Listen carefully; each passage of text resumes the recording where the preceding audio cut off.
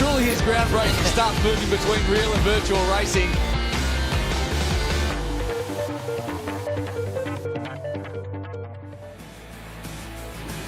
Hello and welcome to Munich for the launch of the 2022 season of the Arena Games Triathlon. We've gathered the world's top triathletes in the most intense of atmospheres, the most unforgiving of formats, as they race to become the first ever triathlon esports world champion. It's a battle that uniquely spans the real world here and the virtual world of Zwift over here, with a real life pool swim followed by a virtual bike and a virtual run. And it's not just a world title that's at stake. There are world triathlon points as well, which count towards Olympic qualification, and there's prize money up for grabs as well. There is everything to play for, and don't let the format fool you. While the racing may be partly virtual, the intensity, the pain, the suffering are all too real in the Arena Games Triathlon, powered by Zwift. The Arena Games Triathlon is back, now crowning the first ever triathlon esports world champion.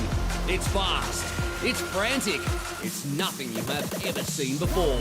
We always put everything on the line, we give everything we got. I'm willing to go through hell and back to come out on top. Real life swim, virtual bike, virtual run, no rest, nowhere to hide. The world's best athletes racing half esports, half real racing. 3 races in a month: Munich, London, Singapore. 3 steps to crown our champions. The pace and intensity is way higher than any other triathlon discipline. The power of Arena Games Triathlon attracts the sport's biggest names. Here in Munich, the local Justus Nischler hoping to add to his record of a win and a second from 2 races.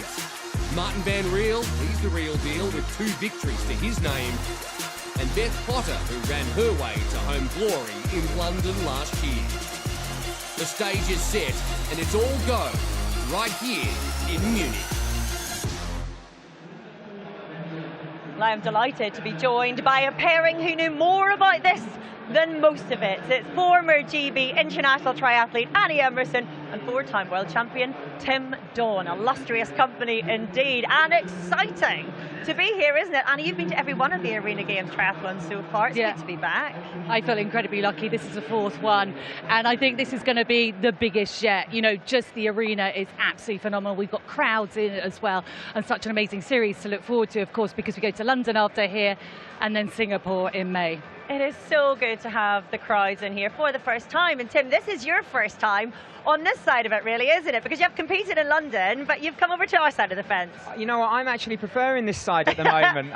Easier. It is, well, it is easier. No, but you know, I've been there, done that. I know what they're going through. So to be here, it's going to be some great racing. And the fact we've got a world series, a world title up for grabs is fantastic. Well, Annie, you've mentioned already that this is the first of 3 events in this World Championship season, because from Munich, we go to London in a few weeks' time, and then the grand finale in Singapore. And we have a world title up for grabs. Now, Annie, that sounds big. And for the athletes, it is, isn't it? Just how significant is what's at stake here? Well, it's really special because it gives the athletes another opportunity to win a world title. When we think of the athletes that we have here, Beth Potter, Martin Van Riel, fought in the Olympics. He wants another opportunity to get a world championship title because that is life-changing for an athlete in terms of their career.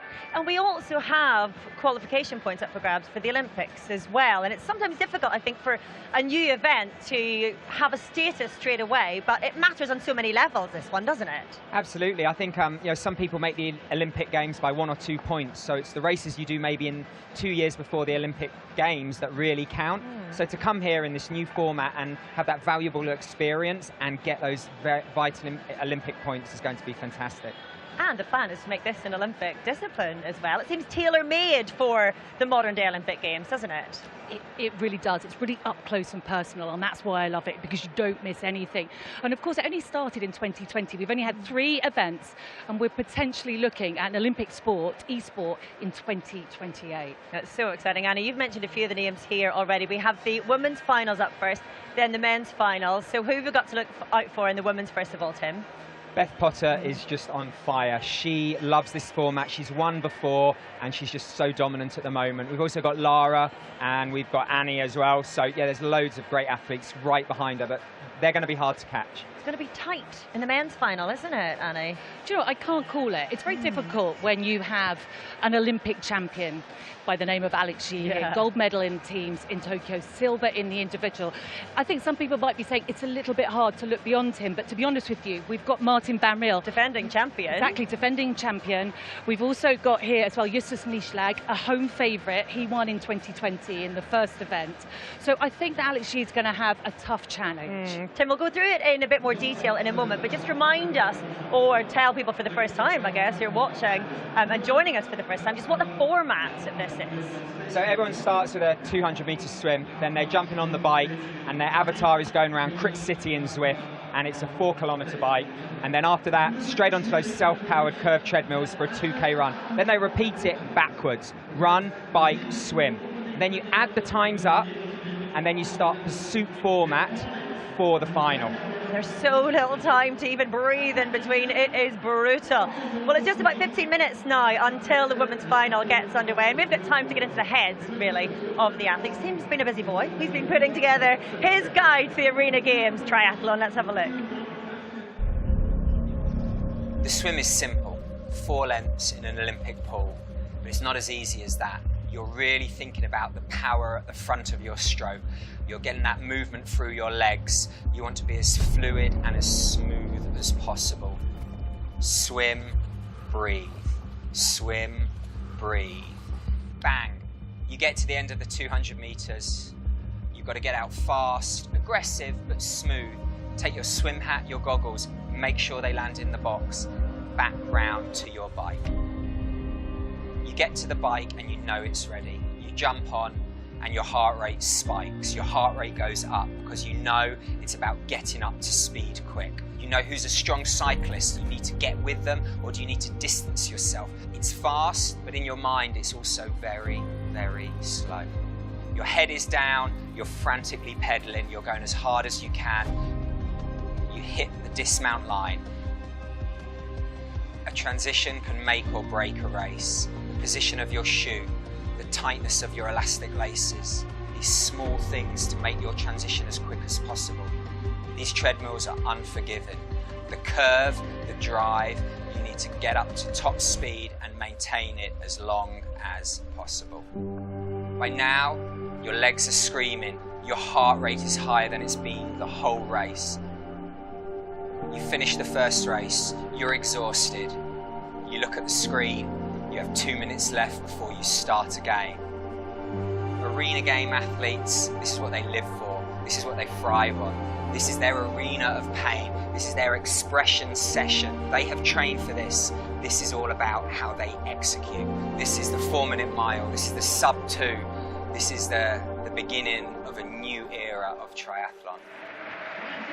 You can feel the lactic acid just watching that. Well, the virtual and the real stages are now set. It is almost time for the first contenders in the first Triathlon Esports World Championships to get diving in. Well, the action got underway with the heat a little bit earlier, where a blistering pace was set by Beth Potter in Heat 1.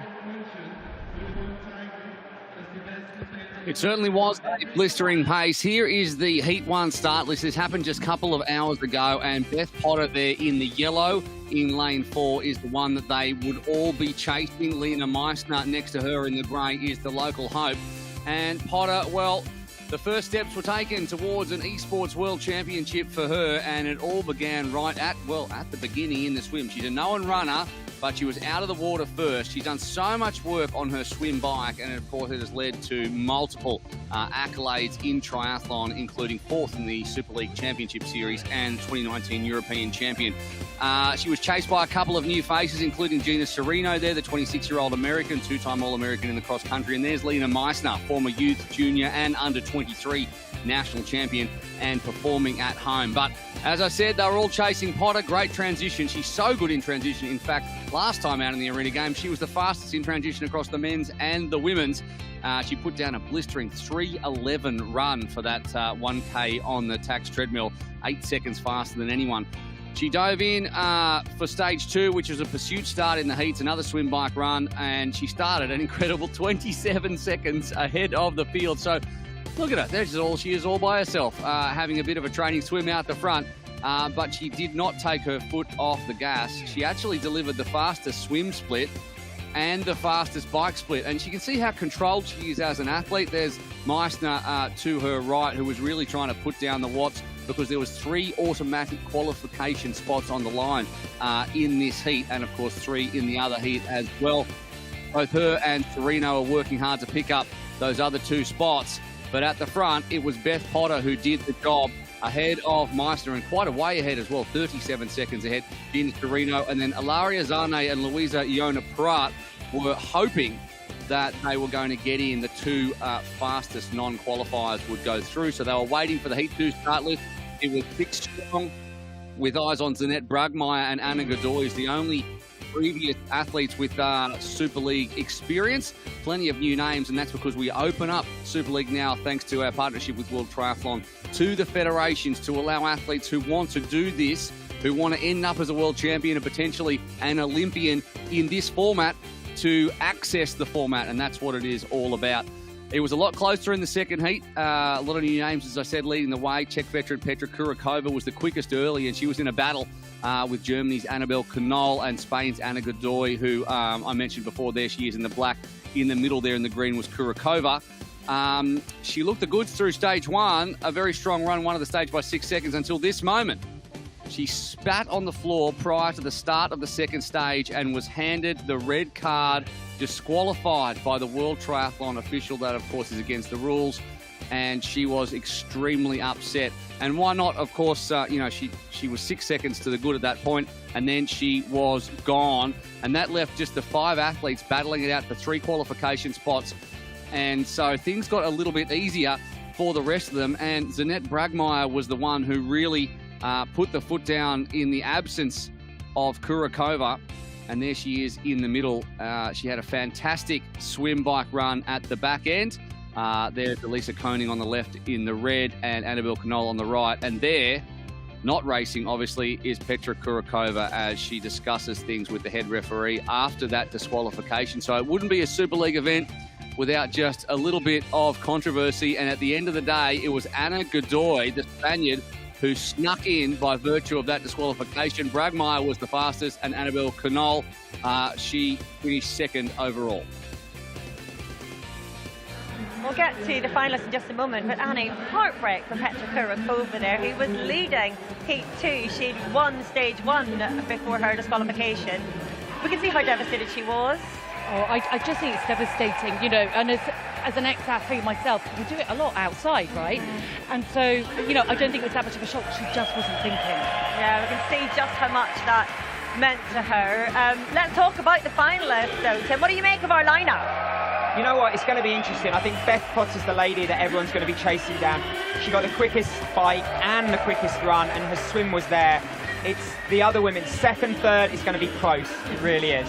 30 seconds faster Beth Potter was, without even looking like she was trying very much, Annie. I think that the lucky thing she has there is that she won't have pushed herself. She won't have exerted herself as much as the other athletes, and she would have had time to actually relax, I think, you know, and bike her legs down in those final stages. I do think Anna as well, she knew she was in that third spot and she backed off considerably. I think she's saving something for the final. So yeah, watch out for her. On the ranking, it's not right up there, but she's really going to go for it. Yeah, the heats don't always tell us what to expect from the final. It should be thrilling, whatever happens, but I think it's fair to say we'll all be looking at who can beat Beth Potter.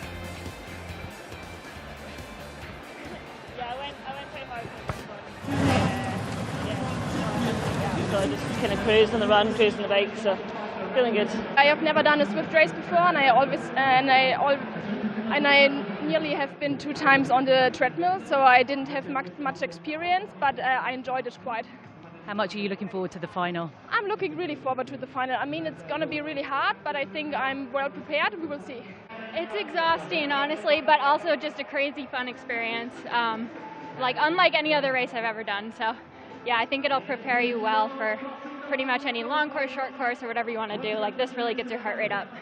I was trying to stay as much lucid as I could for the first, and then try to give it all on the second. But unfortunately, I missed the last few seconds to win the sprint. So now I really hope that with the second hit, I will be one of the fastest. I'm happy with my race. I gave it all I had and I finished 5th, so I'm waiting for the next heat to see if I will compete in the final or not. It was really tough. I never used this treadmill before, so it was a really big surprise for me. The first round was not so good, but then the second run I felt really good, so it was really smooth and just work together with the girl, so it was easy. I'm happy with my race. I mean, we were a little lucky because we had won this qualification, so we 3 in the front were like, yeah, relaxing on the run, but I'm just happy that I made it in the final. En la primera lo he dado todo y en la segunda ya he regulado porque sabía que hacía tercera y las 3 primeras clasificaban, entonces ya he aflojado porque dentro de unas horas nos tocará sufrir de verdad. Okay, so Anna just said there that it's much tougher this time round because, of course, the athletes have to race heats first. They did lose one of the athletes in that second heat there, so it means that Anna goes straight through as an automatic qualifier. We have just under 10 minutes now until the women's final. And Annie, I don't want to jinx things, but it looks like it's Beth Potter's to lose, really, isn't it? Well, I think that goes without saying. She looks like she's going to run away with it. But the brilliant thing about the Arena Games is so much can happen. It really can, as we saw in the heats there as well. She's got to nail every aspect of the race, and that includes transitions. We know that she does that brilliantly. So I would say, yeah, it's very difficult to bet against Beth right now. What's exciting about her is that she's still improving. We just don't know how far she's going to go. No, Beth is an incredible athlete. She's an Olympian. She went as a runner, and I think she's just proving. And the thing that I think you'll agree with me, Tim, here, is the confidence is growing with her. She wants to win. She knows she can win now. She's going to be very tough to beat.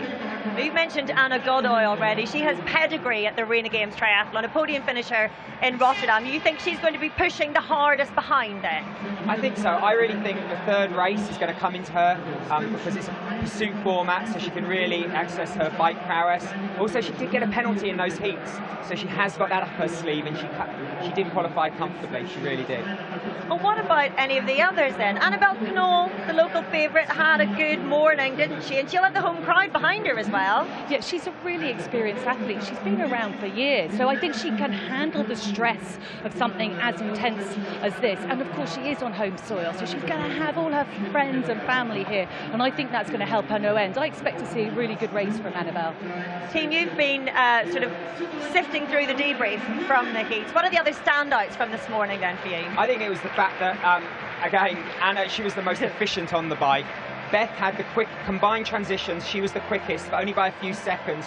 On some of the women, she was putting 10, 15 seconds with combined. That's not going to cut it in the final. It really isn't. And again, on the run, head and shoulders above the rest. But as I said, from second through to 6, over 2 races, there was only 25 seconds separating them. So it really is going to be exciting races. Tactics could play a part.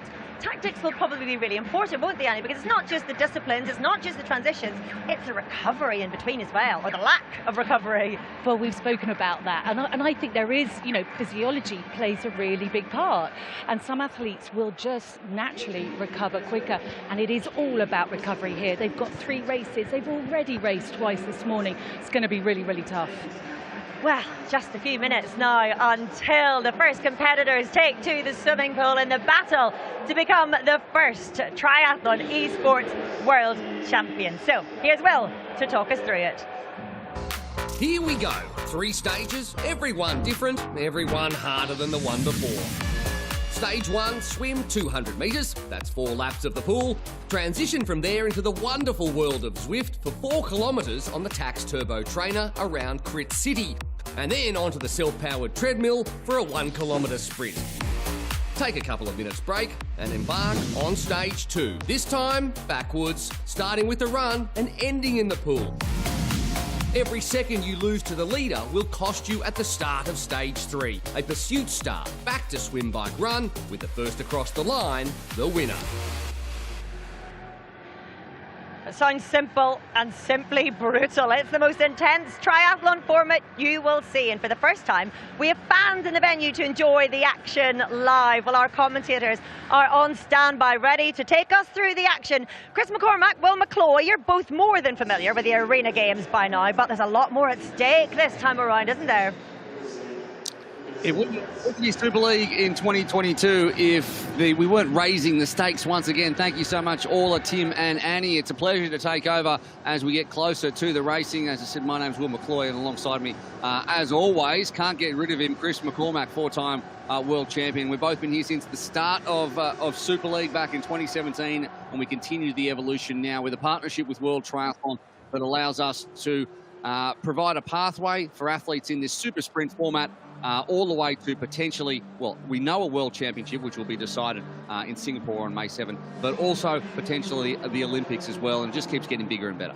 It's so exciting, and to think that, you know, only 18 months ago we're calling our first Arena Games. To see crowds at the stadium is amazing, and this is a World Championship year. It's come such a long way. The athletes are loving it, and the racing action is second to none. Yeah, well, it's 3 race series. We're going to end in Singapore. We're going to London in a couple of weeks' time. We start here in Munich, where we didn't know whether we're going to be able to get fans into the venue, but we do have a cap on the amount of people. It's sold out very quickly, and you can see them sitting there waiting to see what this is going to be like from within the arena, because we haven't had that fan experience before. But this was built for that kind of thing, built for you guys watching on at home as well. It's going to be fantastic racing, and I can't argue with the fact that Beth Potter is going to be probably supreme in this one. But as we've seen before, anything can happen in Arena Games, and it probably will.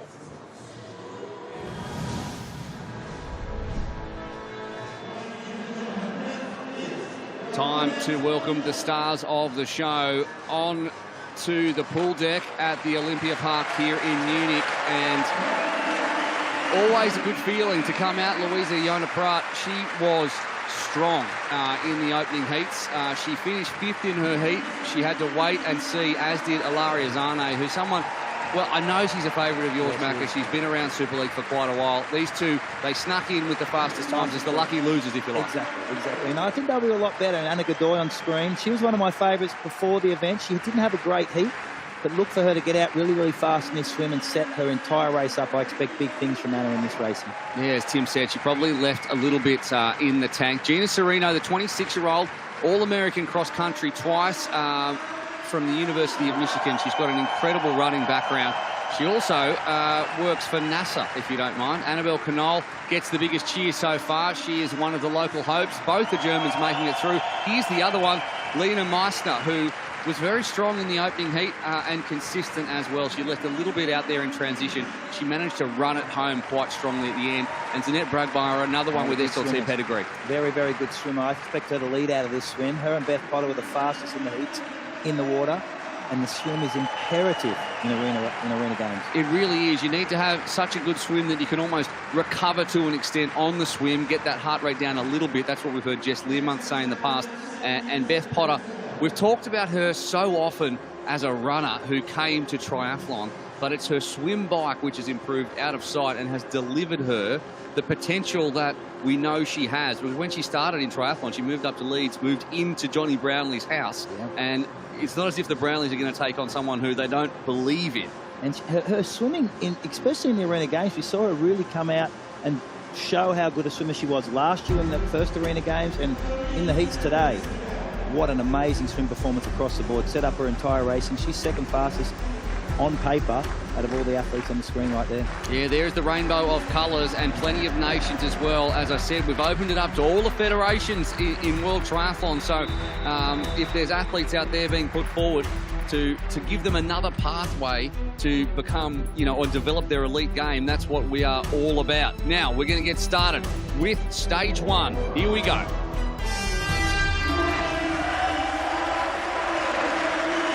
Into the water they go. 200-metre pool swim. That means 200-metre laps. 200-metre laps. 450-metre laps of the pool.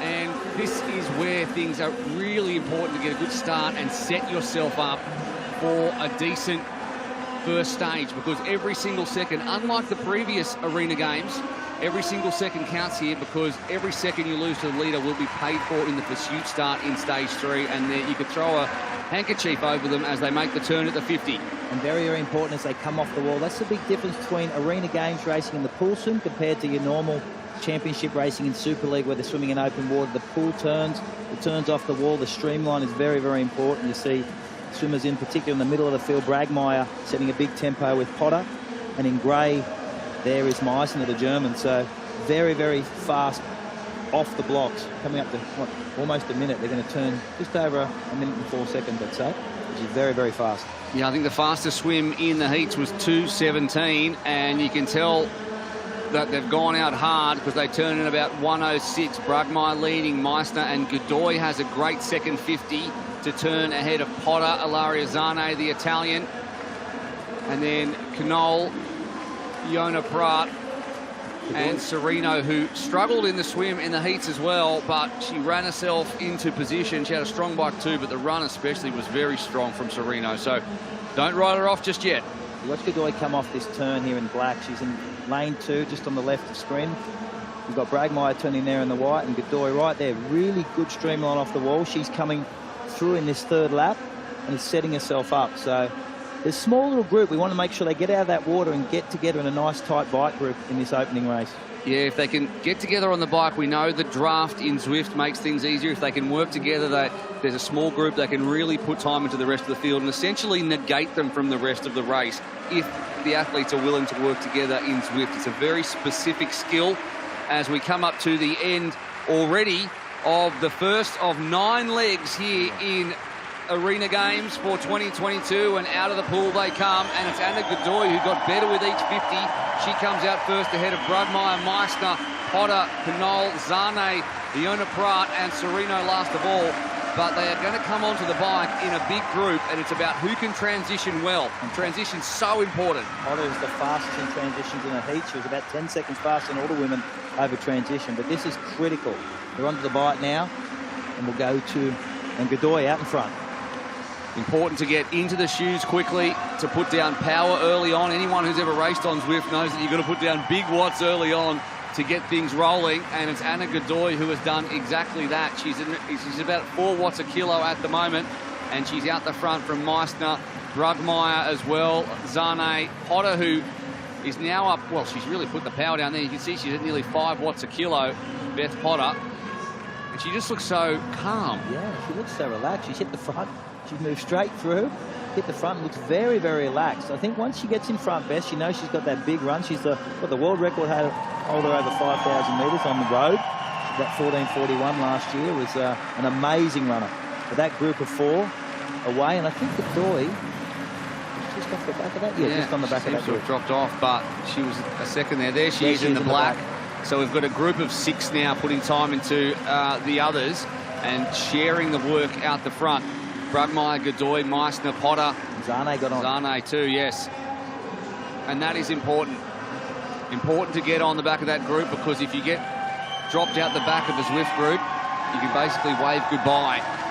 And don't forget, they're racing for time here, because we accumulate the times over the first 2 races to get that pursuit start in the 3rd race. So staying close, controlling your energy, saving for that big run is critical. In Crit City, there's one little incline, and it is here on the cobbles. So you've got to push around this corner, and then basically you're up on the flat once again. So it's just puts a little bit of burn into the legs as Zane moves to the front, because she's the lightest, and that's important in Zwift. But it's all about watts per kilogram.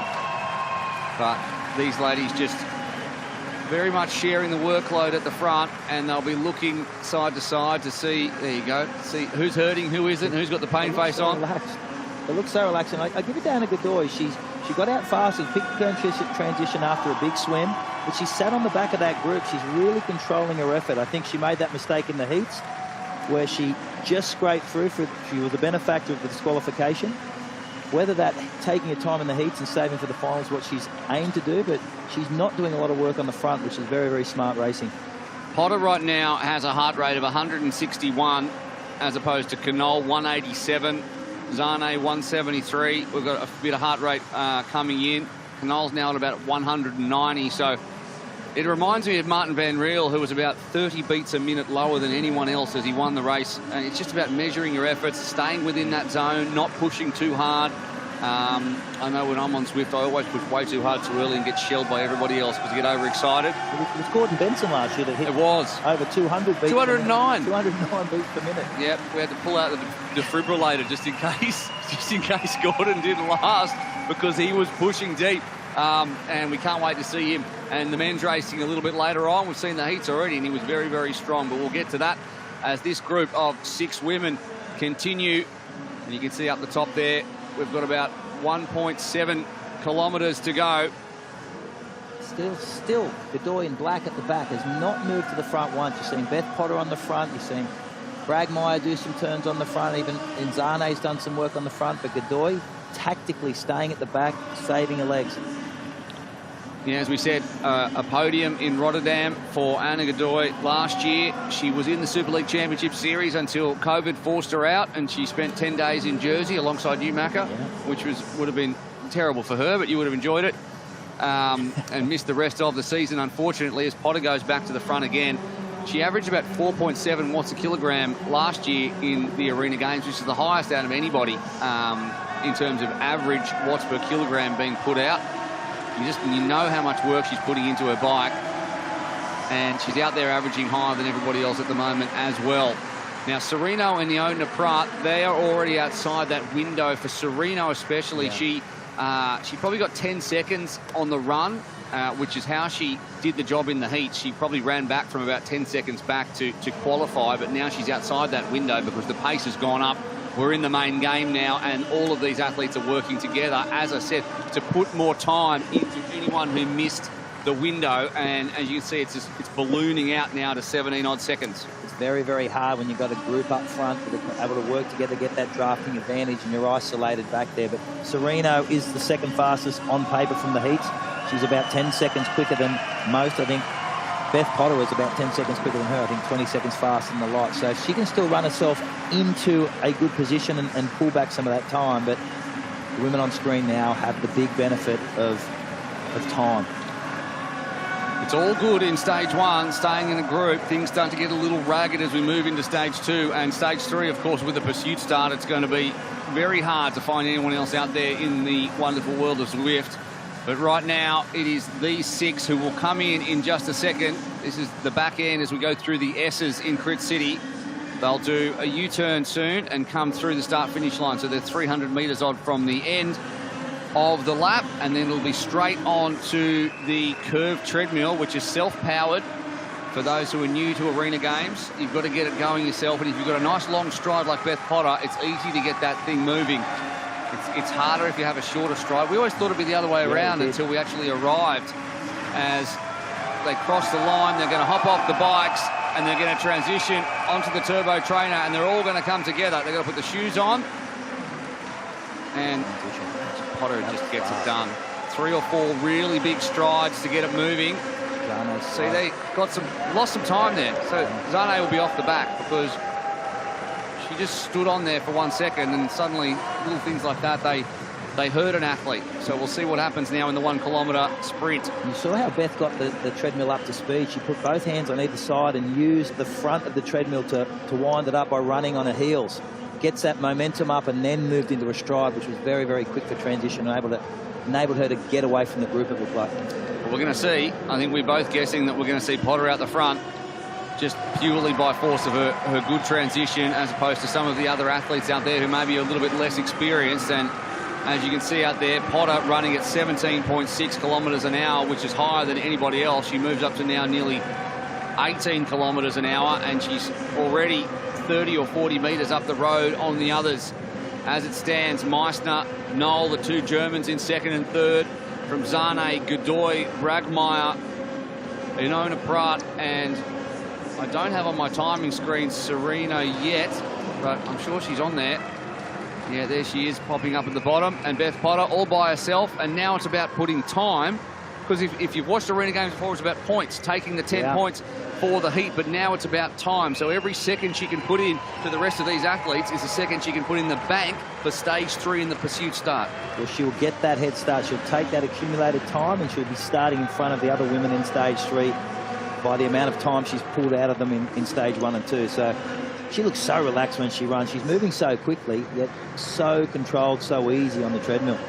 She's just got that long stride. She's a pure runner. She could have gone. We did a podcast, her and I, only a month or so ago, which is on, you can see on Super League's channels, and she's talking about, well, I could have gone to Tokyo as a runner. I had to make that decision last year, mate. Did I want to go to the Olympics. And I said, why wouldn't you want to go to the Olympics? She went to the Olympics as a runner in already. Rio. She's like, well, I wasn't going to win a medal, so I was like, what was the point? I'm going to stay with triathlon and try and do it there. I'm like, well, I would have just stayed and gone to the Olympics every 4 years. Thank you very much. Beth Potter is a dark horse. Well, not even a dark horse for the next Olympics in Paris. The way she's progressing as a triathlete, she's a big medal favourite. Yeah, she was the first person picked for Team Scotland for the Birmingham Commonwealth Games, which is coming up in the middle of the year.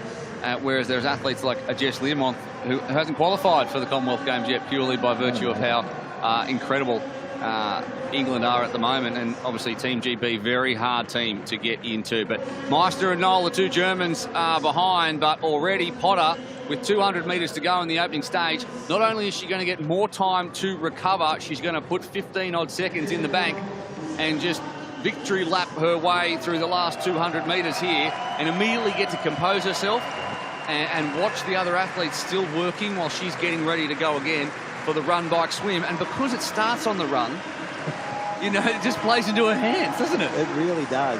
What's going to be interesting is the women behind, seeing whether that group behind is close enough that they can potentially work together to pull back some of that time on Beth in this next in this next bike. Yeah, if they can stay together from Meissner sort of through to Zane maybe, or even just Godoy, Knoll and Meister, they will be able to track some time back.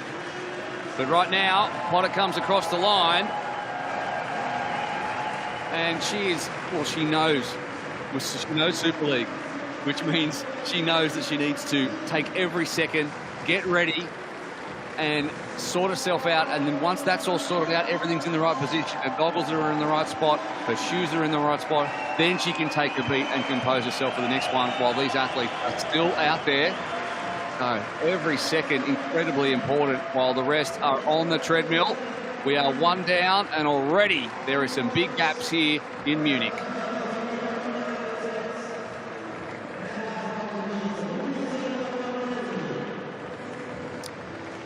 13 minutes gone and already these athletes will feel like they have been through the ringer. It was a fantastic package put together by Tim Don, who competed in this last year, about what this actually takes mentally to get through this kind of racing. Stopping down, composing yourself, maybe getting an interview from Annie Emerson, and then doing it all again. Extremely difficult stuff to start and stop like that, and also think about all these little 1%ers. We're going to go down now to Annie, and I think we're going to get some time with Beth. Annie?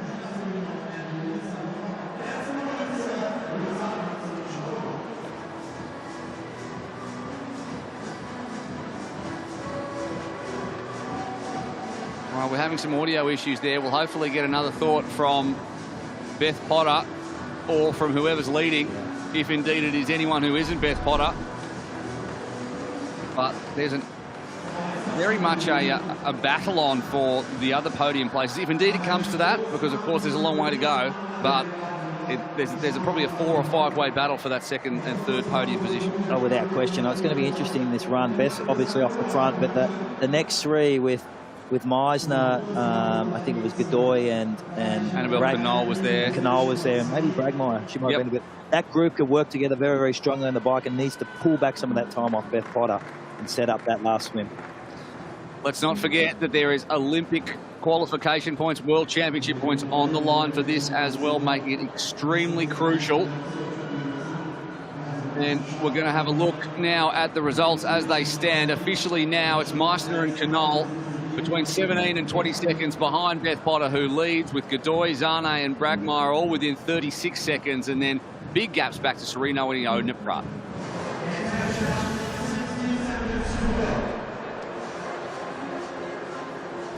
Making them run again to start stage 2. A backwards triathlon ending in the pool. Who will lose more time and who will make up time when the stage 3 pursuit starts?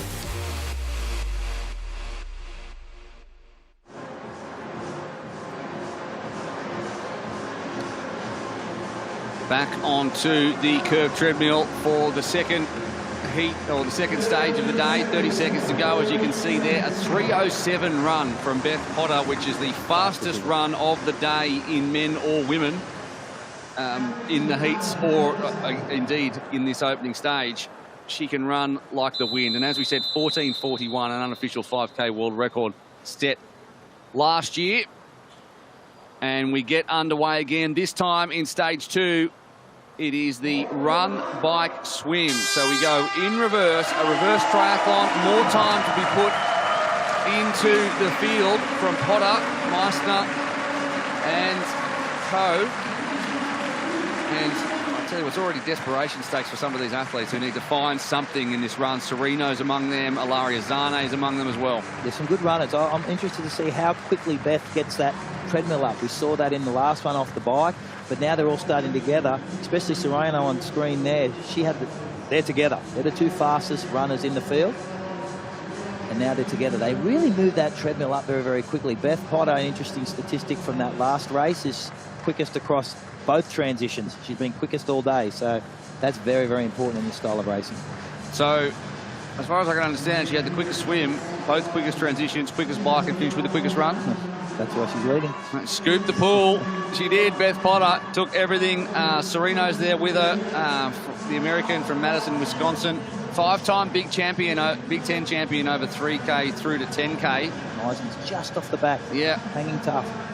Really important for Meissner here to stick with these 2 if they can potentially, or even if it's just Serino and Meissner together, to work on the bike to catch Potter if that is indeed how it works out. Now, Potter's running nearly a kilometre, or now more than a kilometre an hour faster than the other 2. So Serino's dropped off somewhat, so the fatigue getting to her there. She's closest to us, and then Meissner's next to her. In fact, all 3 of them who are leading are together there with Brugmeier in the white alongside Potter. But Potter's just got a lovely, it's so different, the cadence. You can see it's very similar between Potter and Serino, but a shorter stride on Meissner, but she's making it work, and she's only a couple of seconds back. Potter holds her arms a lot higher. She has a higher running gait that keeps her knees up, and she's able to use that front of that treadmill a lot more effectively than Serino is. Even though she's got a much longer stride, Serino, Potter just seems to be able to bounce her way to the front of these races, and gee, she moves well. Well, she does in our championship racing in real life as well as in the Zwift world. So she really does. An amazing runner. Yep, fastest women's run split of the day, including heats, and now in the final. And we'll see what she puts down for this run off a break. Could be around the same time. Consistency is key. And Meissner and Serino are at the top of your screen in the boxes and the top of your timesheets, with Knoll as well in the blue. So both the Germans on home soil here in Munich in the top 4 and challenging for those podium positions. Zane just dropping into 6th behind Godoy, who overtakes her. Fiona Pratt, and Bragmeier's off the back in this one. Godoy really needs to hang tough here. She had a great first race. She needs to be close with this bike group to stay in contention for the last swim. The swim's magnificent. If she can be there, that's going to set up that final race for her. So she needs to hang tough on this run. So the first stage is all about trying not to go out too hard, but also not losing too much time. The second stage is about how hard you can dig, knowing that these gaps are going to get very big in cumulative time. As we move towards the end now of the run, and it is onto the bike. Potter is off first, shoes off. Let's see how she hops on to the Tax Turbo trainer, slips in the shoes really easily. And I guess at these kind of heart rates, in this kind of stressful situation, it's so easy to make just a little error. We saw it in the heats with Martin Van Riel, and we'll see the highlights a little bit later on. He slipped and lost a bunch of time. Even something as easy as that, it's just a second or two and you drop off the back of a group. That's Knoll there, who just couldn't quite get the feet in the shoes. And the same there for Godoy. They put the feet on, but then they've got a transition, but Potter can manage to put them in straight away and gets that pull up as well as the push down. Yeah, she positions the shoes differently. She has the elastic laces at the back, but she keeps that left shoe wide open. So she's actually practiced how she jumps onto the bike with the left foot, slides straight in, and she's at speed straight away. Godoy has some work to do, having some problems in the transition, getting her feet into the shoes, which she cannot do this early into that bike section. Yeah, that's going to cost. Because unlike Zwift, unlike real world, you can't just sit there and roll and put your feet in your shoes. As soon as you stop pedaling in Zwift, you just stop. It's very harsh. I don't enjoy it. I don't like that. I need as much help as I can get, but Beth Potter, she certainly does not. She's off the front once again and looking extremely strong. She's about 140 metres down the road on Meissner and Knoll. She had 9 seconds on that opening run, it looked like, from the split. So. That was a 3:06 run, so she ran a second quicker than she did at the end of the opening stage. And I guess when it's swim at the end, and it's a fatigued swim, a strong swimmer can make some time up. And we know Brugmeyer's a good swimmer, but she's so far off the back now, 37 seconds, that she's going to be paying a minute to Potter already at this stage. And Potter swims don't worry about that. Potter swims amazingly well in the pool, and she swims amazingly well tired. So it's a foregone conclusion she's gone. It's whether Meissner and Knoll can work together and close some of that gap up. They really need to. Serino's there too, in 4th position. So there's 3 of them all within a second or 2 of each other. So they'll be enjoying a little bit of draft at the moment. Godoy and Zane are together as well. And then it's lonely old times for Iona Pratt and for Brugmeyer. And you can see the times just getting higher and higher because they're stuck on their own. Whereas Meissner, Serino and Knoll are staying within that 17 or 18 second gap.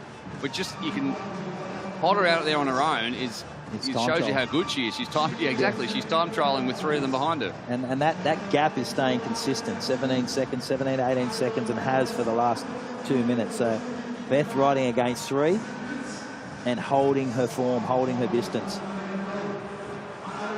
We're not seeing a lot of spikes in the watts per kilogram. Often in the men's, they're a little more aggressive on the bike, and you'll see a lot of spikes, especially up that slightly elevated section. You'll see 6, 8, 9 watts a kilo there as everyone tries to drop everybody else.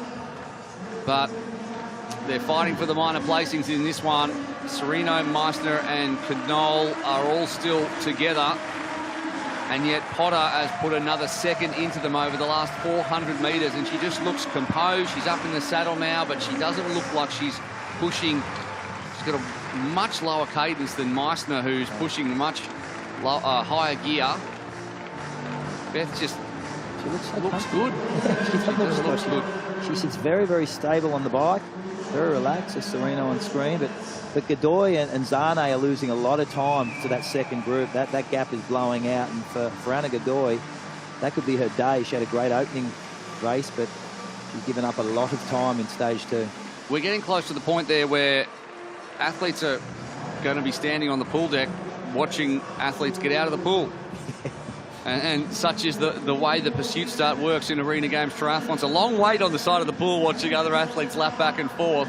And that's the situation we could be in. It's now about 21 seconds to the trio, the 2 Germans and the American, chasing the Brit here in Germany. And in the middle of your screen, there is Beth Potter and the pain faces. It's like the mega wall of pain faces here on Zwift.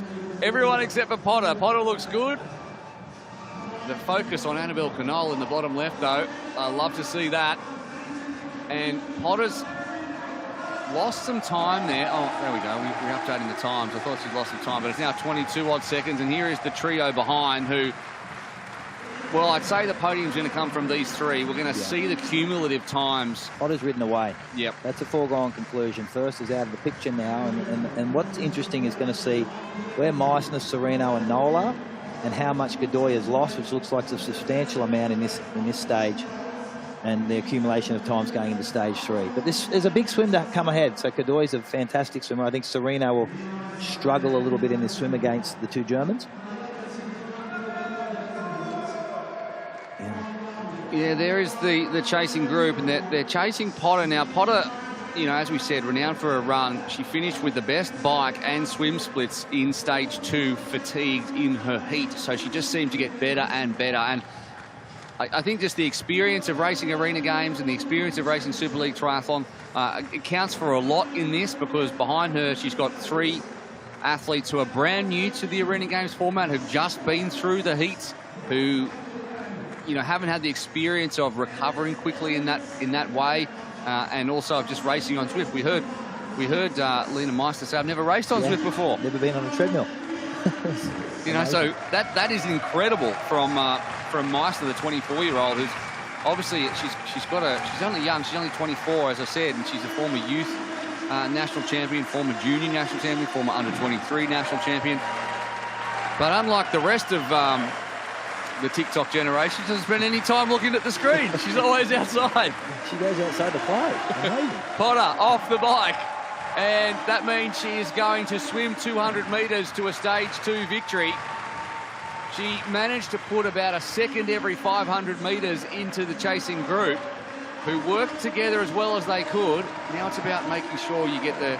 We've seen people lose 10 seconds trying to put the goggles and the hat on, but no problem at all for Beth Potter, who, you know, maybe this is just the start of what could be an incredible year I think it is. for the star from Scotland.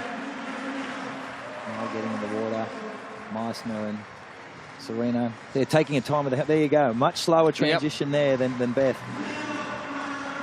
When you work so hard to stay within 2 or 3 seconds and then you lose all of that time trying to put your goggles on, it's like hitting a beautiful drive in golf and then 6 putting. It hurts. It hurts.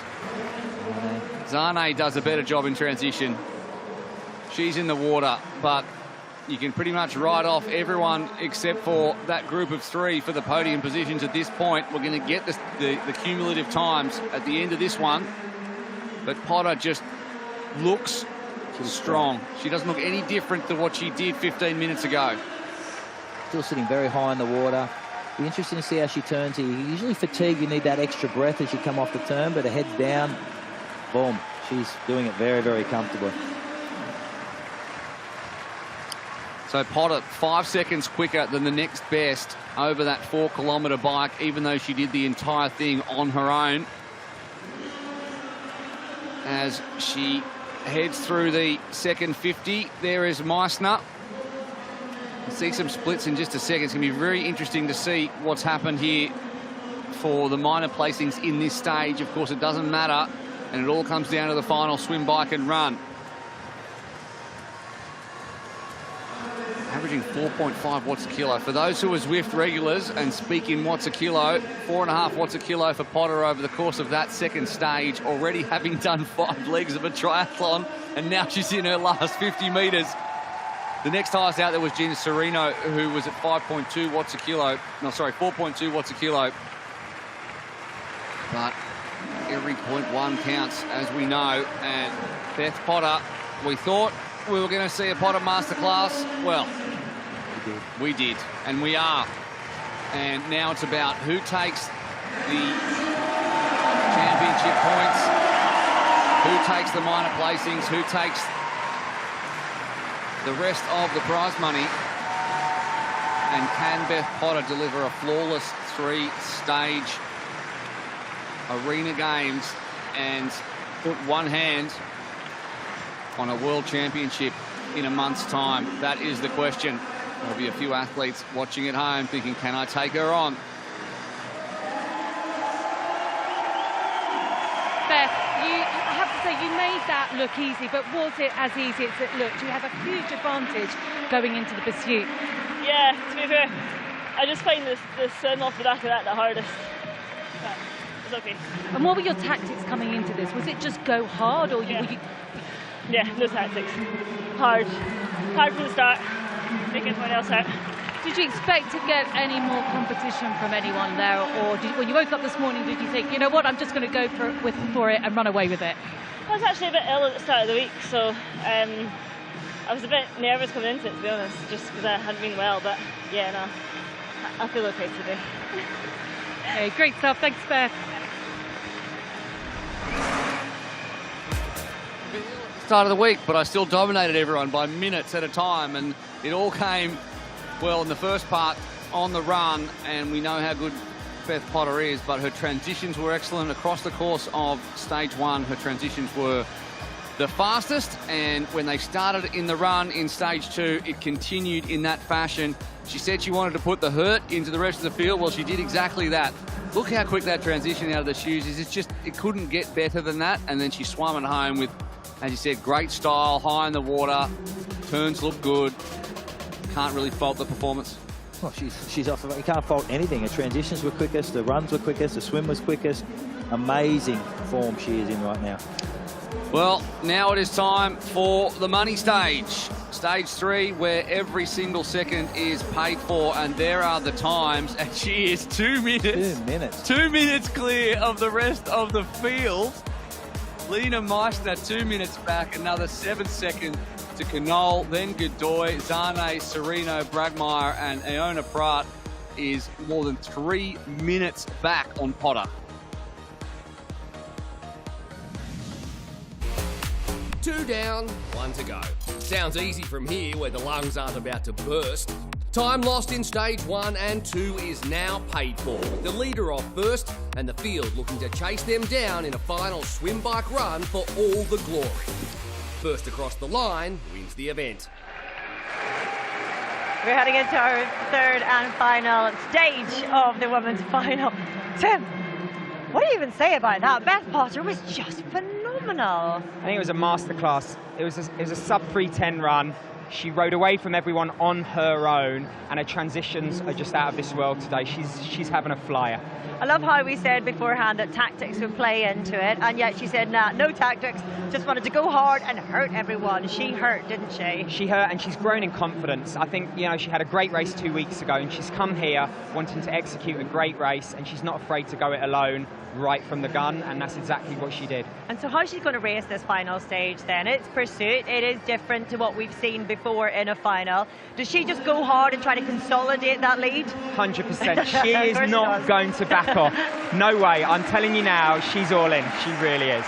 Anna, you've just spoken to her. She said she was ill during the week, but that she's obviously fine today. What did you make of her performance? Ill, did she? She certainly didn't. She's not even breathing that hard. That's what's really interesting. It's almost like she's completely, you know, within her limits, I think, at the moment. Quite serious and very focused. What do the others do now, though? What's going through their heads? The likes of Meissner, the likes of Knoll. Knoll in particular having a huge home crowd here, which has been wonderful to see. But what are they thinking at this stage? They're thinking who's going to come second and third. Yeah. But can we work together? Is there something that we can do together to claw something back? But I think it's going to be very difficult at this stage because she's a great time trialist as well. I don't think they're going to be thinking like that. I think they're going to say the gold has gone down the road. How am I going to win silver? Am I going to work to try for the gold, or am I going to soft pedal? I think it's going to be interesting between those two because they have got a big gap on the fourth athlete. And it should be really tight between those. We don't want to write off the competition altogether because it's going to be a thrilling battle for the rest of the podium. Oh, absolutely, and anything can happen. A 5-second penalty, we've seen them given out today.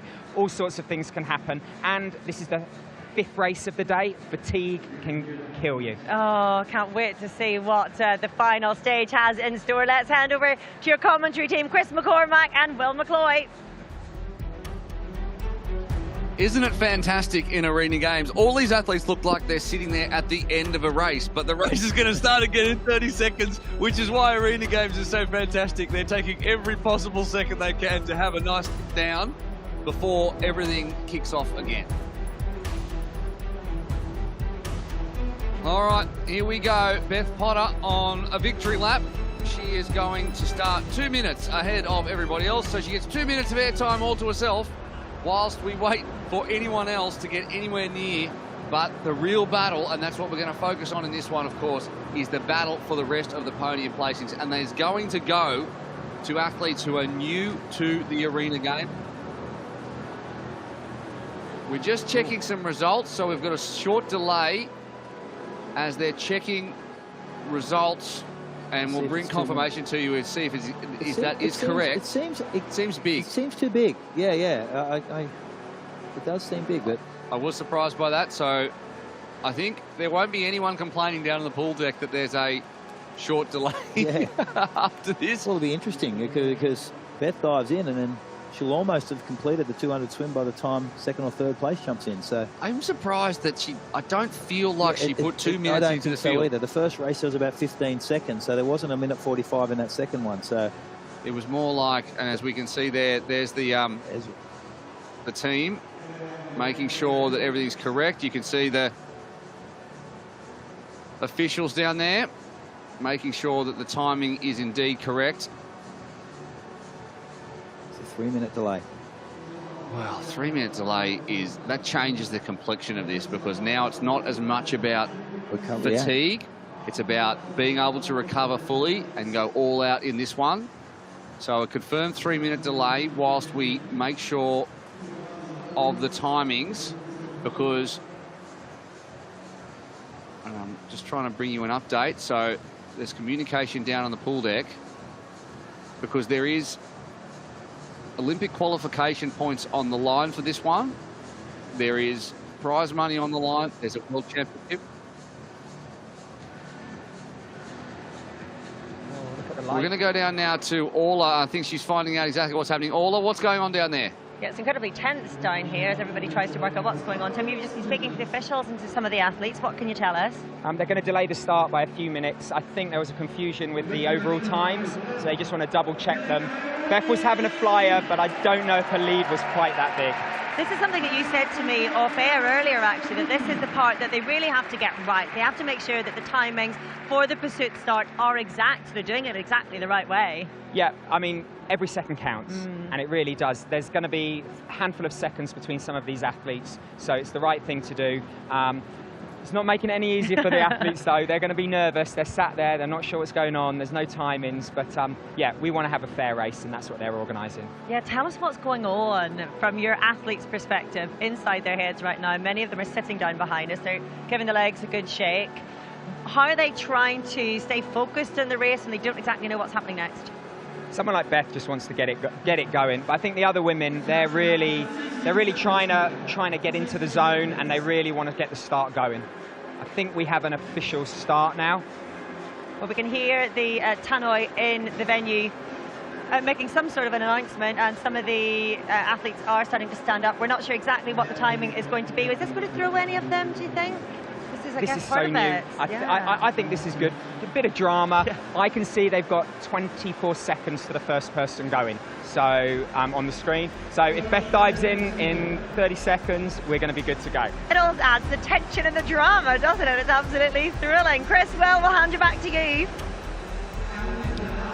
Thanks, guys. I think there has been an amendment in the times. We'll bring the official times to you, but Beth Potter's going to jump in the pool. I think instead of being 1:59, I think it's in fact 59 seconds. So I'll bring you confirmation as soon as we get it from the officials. But regardless, it's a big lead. Beth Potter's going she's not going to squander this unless there is athletically she's going to be fine. There are things in the Arena Games that can come up in terms of mostly it's just in transition. If there's a problem, if there's a slip, if there's a shoe in the wrong spot, if the goggles aren't put on correctly, if you spit on the pool deck, there's any number of things that can happen that can change the complexion of a race. So you've just got to control the controllables, make sure that you stay strong, and that's exactly what these athletes who are now put in a position they've never been in before. Potter has. She knows this. She's been on 2 Arena Games podiums already. She's going to be at least 100 metres ahead of the rest of the field. But it's the 2 Germans and the American and the rest of the field who are looking at those podium spots, those Olympic qualification points, that prize money, and that start to a year, which is incredibly important for them. Totally. And she's going to benefit here because we're coming up, I think it was about 59 seconds they were talking on. In the background, here goes in Meisner now. So Beth's going to benefit because as the athletes dive in, she's going to have some company on this second 100. So she'll be able to keep her swim pace up. But she's well and truly in front of about 59 seconds. She turned about 1:05, 1:06 there. So she can control this swim, build into her transitions. Godoy into the water. But it's going to be Potter out there on the bike all by herself. Here she comes down the pool once again. And we'll try and bring you an update as to what the standings are as they head out of the pool. But we can safely say that Beth Potter is having the Arena Games of her life. Very, very controlled. She doesn't need to really push here. She can keep that heart rate consistent. She's been swimming so well anyway. She's still got that high rating, sitting very, very high in the water. Looks very comfortable. Big lead. Can get out, hit that button as she climbs out of the pool and get into her transitions very, very quickly and control this race in the front. She's not going to be challenged here. And as you said, it's those Olympic points in second, third and fourth that the women are chasing. If the gold medal is gone and up the road, it's silver, bronze and missing out is still up for grabs. It absolutely is. As out of the water comes Beth Potter, and it's all about getting those world ranking points up to allow you to qualify for Paris 2024, if that is indeed the goal.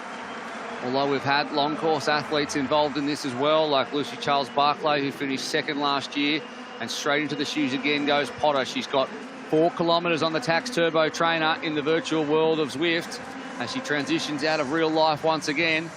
And then a 1 kilometre run, and she has got no one anywhere around her. Everyone else is still in the pool, and that is because of all the hard work she has already done as Meissner plows her way down the pool once again and is looking at a silver medal. Potter already riding at about nearly 40 kilometres an hour and just disappearing into the distance in Zwift as Meissner comes to the end of her swim. And Lena Meissner, she's been so consistent. She was consistent across the heats. She's done the same thing here. She's, as I said, she's had a great junior career. She's had some tough transitions, though, in the heats as well, but she has a big run to send it home, and she'll be running home for hopefully a silver medal here in the Arena Games. Yep. So it's Potter from Scotland and the 2 Germans fighting it out for the minor placings at the moment as Anna Godoy of Spain joins them. Meissner had a much better transition than she did in that stage 1. She got onto the bike then, got her feet in the shoes, and was straight up to speed, which was a big benefit because Knoll in that stage 1 was much quicker through transition.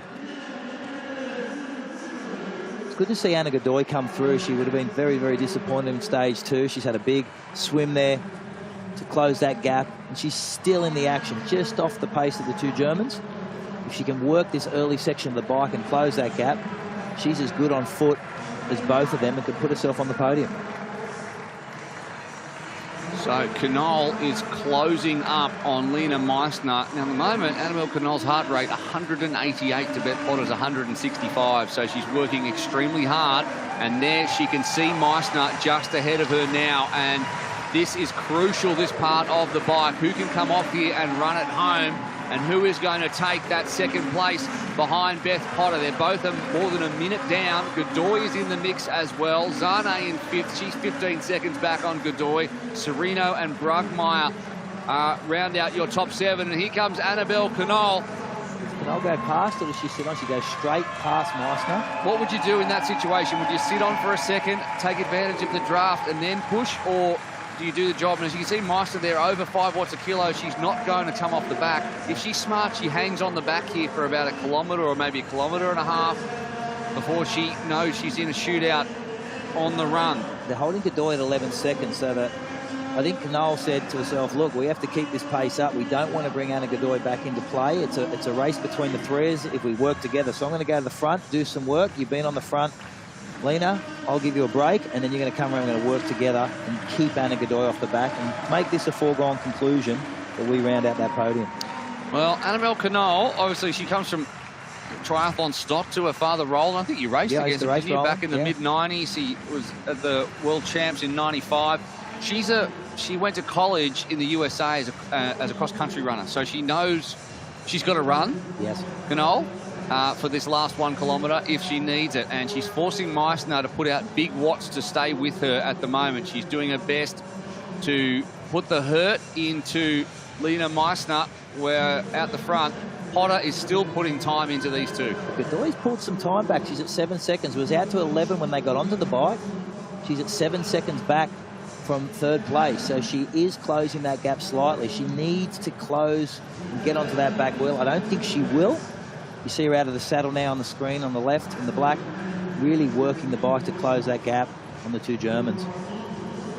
Potter just looks like she's on a training run at the moment, and she's holding that gap extremely well. And these athletes that are chasing her are world-class athletes in their element, and it speaks more to the winter that Beth Potter has no doubt had than it does to the quality of the rest of the field, because they are all national champions, national sprint triathlon champions. They're all got incredible, the younger ones have incredible junior careers and youth careers. you know, they're all Olympians, most of them, and Beth Potter is just doing a job on every single one of them at this point. She's a very special athlete, Beth Potter, to have the talent to go to the Olympic Games as a runner and to now be at the top of the world in another sport. That's a very, very special athlete. And as you said, you know, seasons are made in the winter. She's gone away, done a hell of a lot of work. It's a Commonwealth Games year. She's put herself in that Commonwealth Games team, and she has big 2022 plans. Can Anna Godoy close this down? I think she's probably 15, 16 seconds back, and she doesn't have the advantage of being together with anyone at this point, so she really just has to work herself. As into the S's comes Beth Potter. There's 1 kilometre now between her and a win, another win in the Arena Games to add to last time out. And we go to London in 2 weeks' time, and she is going to have all the support. There's not a ticket left to go to London, to the Olympic pool, and watch some of the best UK athletes. We're going to have some big names coming into that one too. It's going to be fantastic. But Beth Potter is going to be carrying a victory by the looks of it. And then we arrive, the way that the World Championship works out is that you need to be in Singapore, need that result and one other race, yes. So you can do all three. That means you can take your best result out of London and Munich. It's going to be hard to better this for Beth Potter. She might want to skip London now after that. What's the point? Just prep for Singapore. Exactly. If you want that World Championship, but she does love to race, and she loves this format, and she loves what Super League brings in race week as well, and she is going to run home a fantastic win, as there is nothing at all between Lena Meissner and Annabelle Knoll. The two Germans are going to be fighting it out who is going to take the second step at home in Munich in the first Super League Arena Games of a 3-race World Championship season to crown the first esports world champion. Anna's blown to pieces. She's losing a lot of time now at the back end of this fight. She closed that gap to 6 seconds, but it's now blown out to, what, 17 seconds. Now Zane's threatening from 8 seconds back to take 4th position. And a really chase to try and get on, and then now going to pay for it. I think her run's going to blow out as well. She's dug really, really deep, dropped a hell of a lot of lactate into those legs, and now is paying the price. By the time the rest, look at that lonely bike there in the middle. Hasn't been used for a minute because Beth Potter's hopped off it. She's going to be halfway through her run before anyone else gets on to the curved treadmill. Yeah, a minute 20 into the run already. We're coming around for lap 2. As the Germans go together. Big cheer from the crowd. Transition crucial. On go the shoes. Wasn't too bad. They both go on together. And that was a lot more like Beth Potter's first steps. Throwing both the hands on either side of the treadmill and using the front of that treadmill to get the speed up. Beth Potter's nailed that. I was going to mention that earlier when she jumped off the bike then. She just gets the speed up very, very quickly. So at the moment, Meissner just travelling a little bit quicker than Knoll as Godoy joins them. And Potter's already 400 metres down the road or more as we see the splits now. And it's Meissner who has snuck ahead and also is running just that little bit quicker.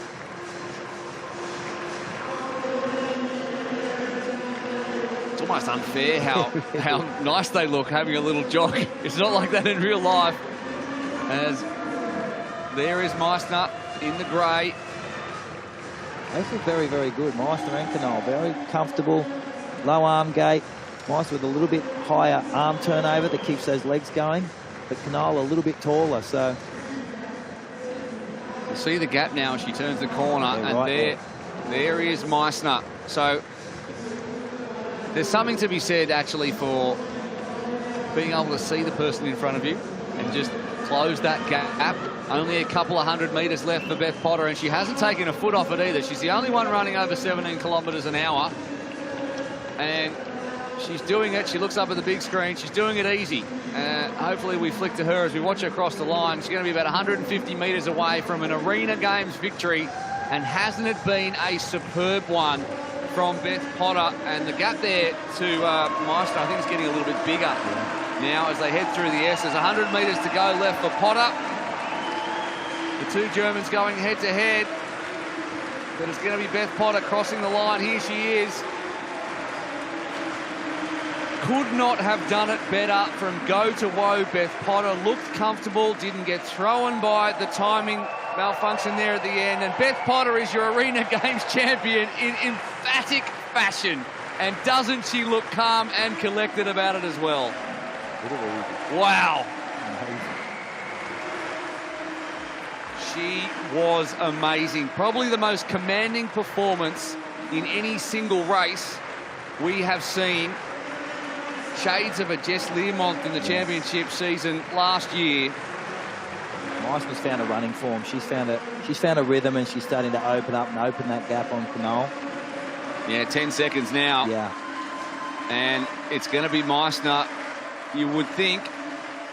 Godoy and Zane have a nice little battle going on for 4th and 5th. There's only 5 seconds between them. Serino's run up to them as well. She might run out of tarmac, but she's an incredible runner, Serino.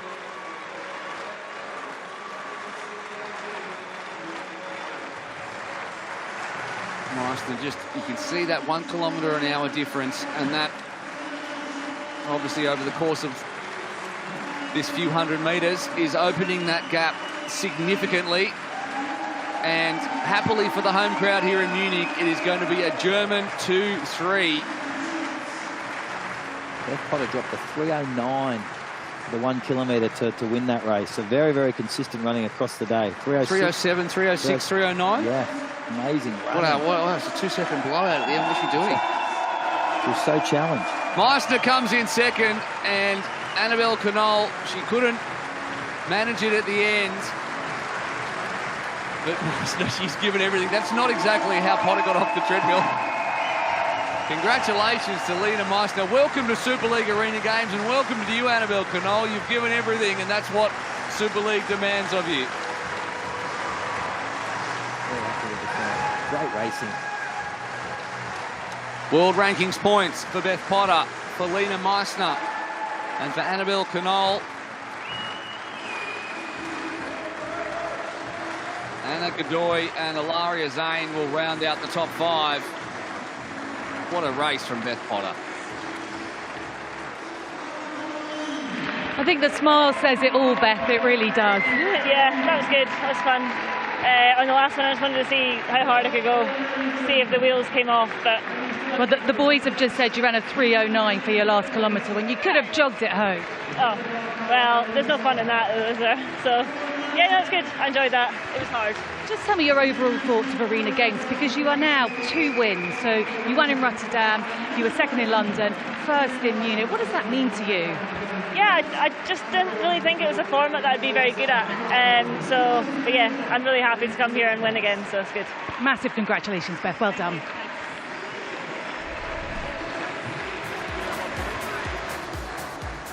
Well, here are the highlights from that stage, and basically it's just a Beth Potter showreel of the best of Beth Potter. She nearly finished the 2nd lap by the time Lena Meissner got into the water, and she didn't let off. As she said, she just kept going. She ran a 3:09 at the end when she could have jogged. She said there's no fun in that. I'm like, well, there's no fun in running 3:09 either, I've got to say.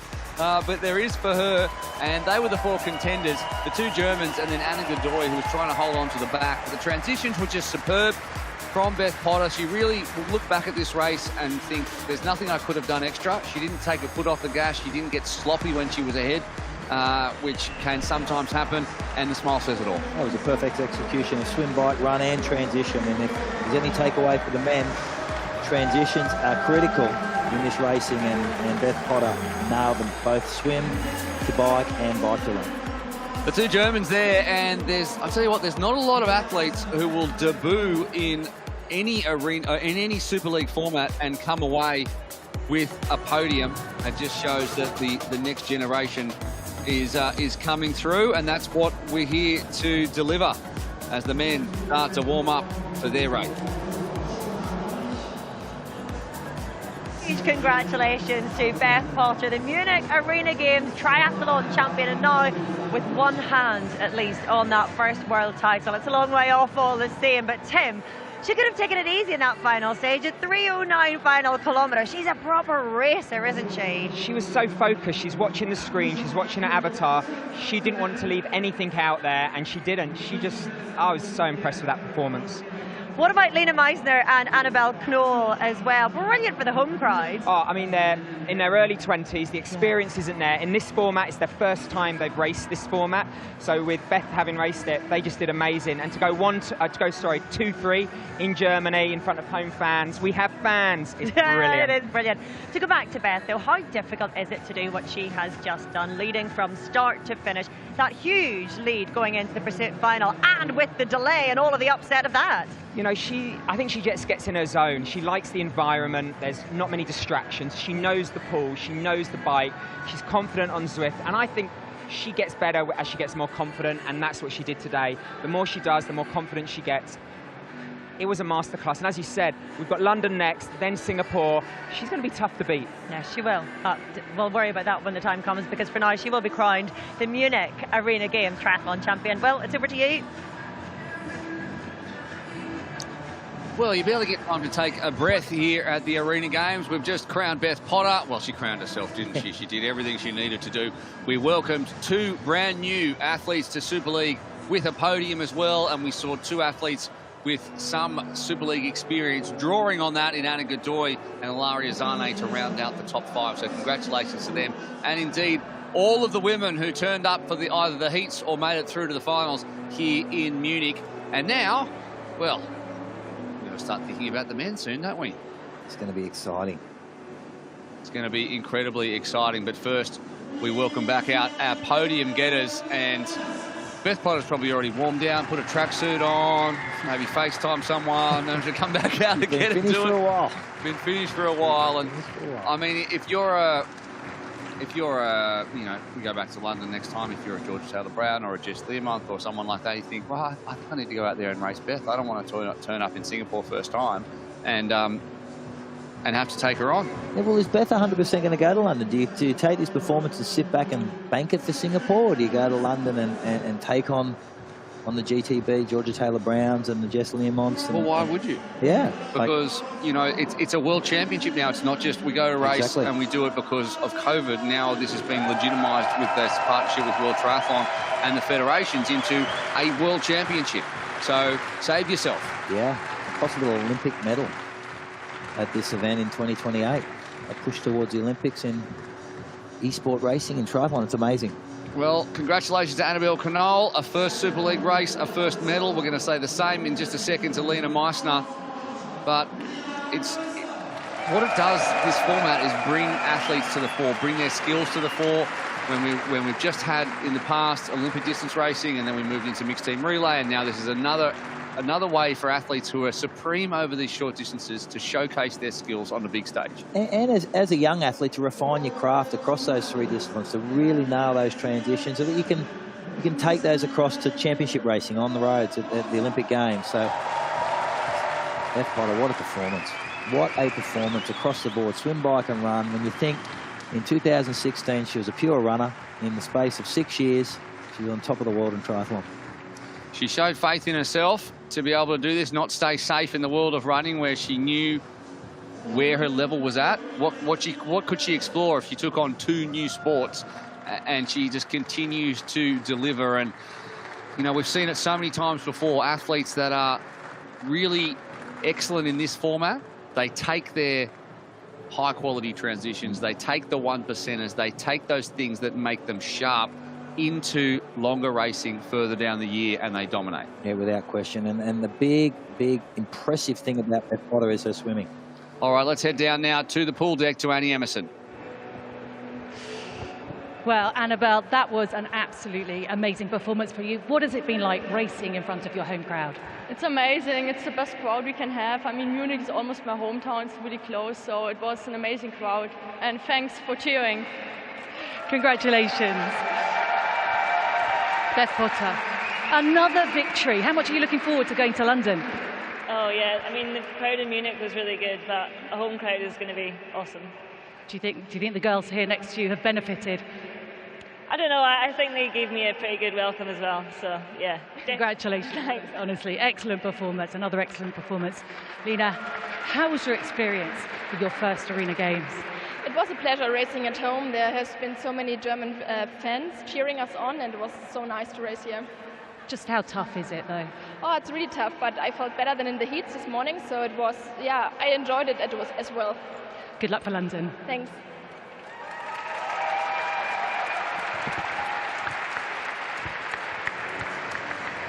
Huge congratulations to all our medalists in the women's race.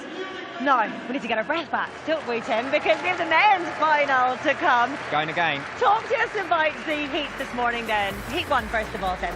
Heat 1 was fast. I mean, the swim was on. That had all the swimmers in, and that set the precedent. Martin had a bit of a shocker. Oh. He didn't swim quite there. His transition was messy, so he almost missed out. But he did come back in the end. So, yeah, I mean, it was on from the start. The second heat was a bit of a different story, so it'll be interesting to see how the two races combine with the different athletes. Yeah, Munch van Riel, defending champion, a two-time winner at the Arena Games. As you say, he had a terrible transition earlier. Let's hear from him.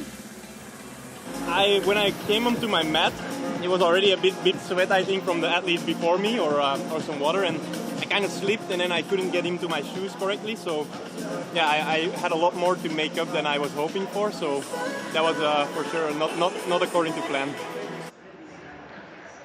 Well, Tim, Heat 2 then, talk us through that. I mean, it was great. It was great for me to see two Brits, you know, go off the front, and I think that really set Gordon up. But Alex, he got the quickest time out of anyone. His run is quick. He got the quickest run. His transitions have improved. He's the real deal. Don't tell Martin I said that, but he is. I think we've got a few real deals in this final. It is going to be an absolute thriller.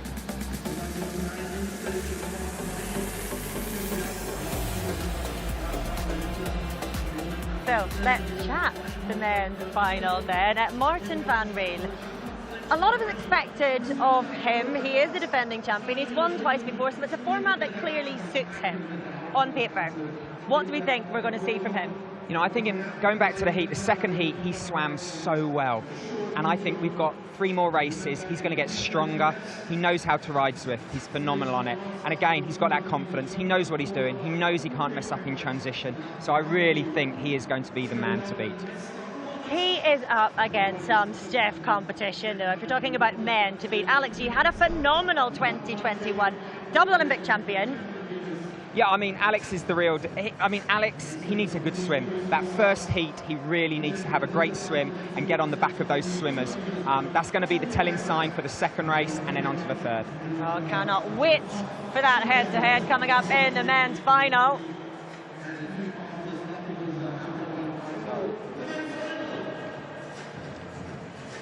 We are just minutes away from the men's final. Another one we have to mention, Justus Nieschlag, who won the very first Arena Games in 2020 in Rotterdam. What can we expect from him? You know, I saw him yesterday walking around and he just had that air of confidence. Since the Olympic Games, he's had an operation on his shoulder and a big Achilles injury. He is back and it's a home race and that crowd is going to get behind him like we saw in the women's race. Kept me excited. Can't wait. I love it. Just a few minutes. I get excited. I'm sorry. I just love it. And so you should. We're all excited. It's a fantastic format. We're loving it so far.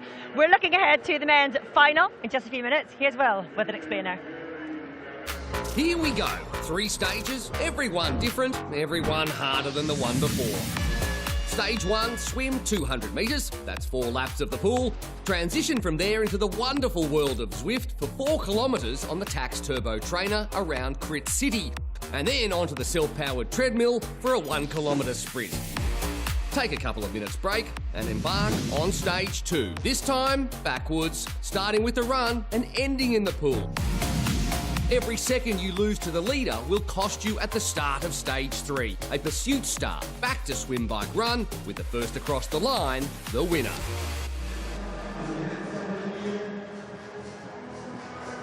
It's as easy as that. That's what you have to do. Apparently, it's a lot harder in real life. Haven't done it myself. Not planning on doing it. Much happier to just sit here and talk about it.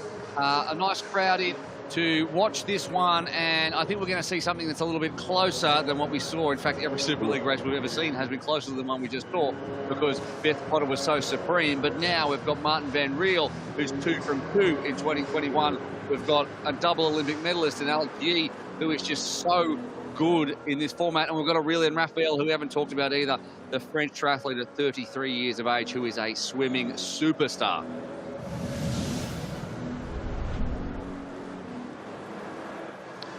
Let's welcome them out onto the pool deck right now, and really excited for this one. I think we had a sense of the inevitable in the women's, but in the men's, we're going to see something. I don't know what to expect in this one. I can see 3 or 4 athletes that are going to be very strong, and we haven't even mentioned Justus Nieschlag, who, of course, won the first time out. Oh, this is going to be so... There's so much speed in the water. Chase McQueen, 2:02 in the heats over 200s. In the 200 swim, when you run your hand down the start list of these men, all of them are sub 2.5 200-metre swimmers. It's going to be remarkable. Justus Nieschlag, who won in Rotterdam. Yeah, in Rotterdam in 2020, the very first one we had, which was when we were right in the grips of COVID. And Nieschlag, it was a bit of a surprise win, a bit of an outsider. Gianluca Pizzardi, big swimmer. Yeah, he's another big swimmer. In fact, they all are big swimmers. All of them are amazing swimmers. You're completely correct. They are all very solid. Pizzardi, of course, the Italian national champion. Gordon Benson was so strong in the heats. He actually outran Alex Yee in the first stage of the heats. And there is the real deal, Martin van Riel, yet to be defeated in the Arena Games format. And as he said, he had a little bit of a slip and an error, cost him about 8 seconds. The Olympic champion, Olympic silver medalist, Alex Yee, the fastest runner on paper, won that heat, the fastest heat of the day, and is the fastest qualifier. Let's not forget he's also the Super League Triathlon reigning championship series winner, and he took it out. And that man can't swim. Oh, can't he swim? 2:02 is the record swim for all Arena Games, and it was Aurelia and Raphael who took it out. It was done by Chase McQueen, and he is right next to him right now. Let's get some thoughts. Aurelia, you come into this as the fastest qualifier. What does that mean to you, the first ever triathlon eSport World Championship Series race? Yeah, so I love this discipline. This sprint distance is really fast, so I'm ready to go. And who are you most worried about in this field here today, in this incredible lineup? I don't know. I'm give the best. You're the best. Absolutely. We know the French are great, but there are also some Brits in here. Well done, Aurelia. We'll look forward to watching you. I am the best. I'm not worried about anybody because I am the best. That's my French accent, by the way. Here is the start list. Chase McQueen, superb swimmer. Of course, as we said, swam at 2:02, equaled the record for Arena Games. Pizzardi, the Italian national champion. Martin van Riel is there as well. Let's also mention, we've talked about McQueen, we've talked about Gordon Benson. This is a Max Staffel at the end too, who actually was super strong in the swim, first out of the water in his heat. So this swim is on. This will be a super fast swim. A lot of pace in the middle of the pool with Martin van Riel and Raphael. But Stapley in the black and Nieschlag in the purple in the outer lanes are super quick. You can throw a blanket over these. I'm looking forward to seeing if someone goes under 2 minutes, because the quickest we've ever gone is 2:02, and there's 3 of them in this field that have done it. There you go, 2:02, that's the mark. Of course, world rankings points on the line, 250 points available, 27 seconds for the first 50 from Aurelia and Raphael and Chase McQueen. Stapley's right there, Pizzardi. And look at that, Martin van Riel, who on paper is one of the best swimmers in World Triathlon, is sitting in 6th place. So a little bit off after that first 50. Well, he was only 1 second back. Yeah. Yep, Benson and Yee off the back by 2 seconds. Well, he's completely blown out. But it is right on. Will they turn in under 1 minute? I think they will just. And a Raphael still it is. Stapley's gone up in proceedings as well. Pizzardi, Nieschlag, Van Riel still in 6th, Benson and Alex Yee. Look at Raphael. We knew he was going to go out quick. He did that in the heats. He's done that in every single Arena Games he's done. He sets his racing up with the swim. Stapley is trying to keep him close with Nieschlag in the purple in lane 2. But it's Yee that needs to stay as close as he possibly can. He's sitting in 8th position. He's the fastest runner on paper, but he can't give these guys a gap onto that bike and allow them to get away. Yeah, the swim is all about the bike in this, to make sure that you are with the pack. We saw Sereno and Iona Pride they just didn't figure again because they missed the first bike pack, and that's all it takes. As Raphael's going to lead us into the wall although Stapley's having an excellent second 100, And McQueen is right there as well. I don't think they're going to get there in under 2 minutes, but they're going to be close to the 2:02 mark. This transition will be critical. Just how deep you've had to dig in this swim affects how quick you transition. And it's Raphael out first. Raphael was just quicker out of the water than Van Riel. Had to sit on the pool deck for a second. 33 years of age, Aurelian Raphael, has been around for such a long time. 16 years as a professional triathlete. We think of Arena Games as a young man's game. Yeah. But he's not a young man when it comes to triathlon. Martin Van Riel had a very, very quick transition, it looked like, from coming through. That's Alex Yee on screen. Just off the back. You can throw a blanket over them. He's not out of this. It's all going to be dependent on this transition and this first 400 or 500 metres of this bike to see whether any gaps can be established and groups can get away. Nieschlag topped 10 watts a kilo in the opening 200 metres just then. Well, that's a tardy transition in grey. That's McQueen. That's McQueen. He's obviously dug very deep in the... they're all there. He's still in the group. He was able to relax because he was on the group. Nieschlag's in there. Stapley's in the team. Stapley, and in the orange there is Raphael. McQueen's there, Pizzati's there, and Yee's 5 seconds off the back. They need to move if they want to keep Yee out of the picture. This group needs to work together. Yee, the fastest runner in triathlon. He has a 27:51 10K PB. Back in 2018, he runs a 3K in 8:25. He's disgustingly fast. He also has the best transitions. He had the best transitions in both Arena Games he was in last year. I think he just podiumed in the UK cross-country championships. He did, third as well. Third place. Loves a run, Alex Yee. That's basically what we're saying as they go up the cobblestones, up the little incline for the first time, and McQueen is pushing big numbers as he looks to go off the front. I don't know why.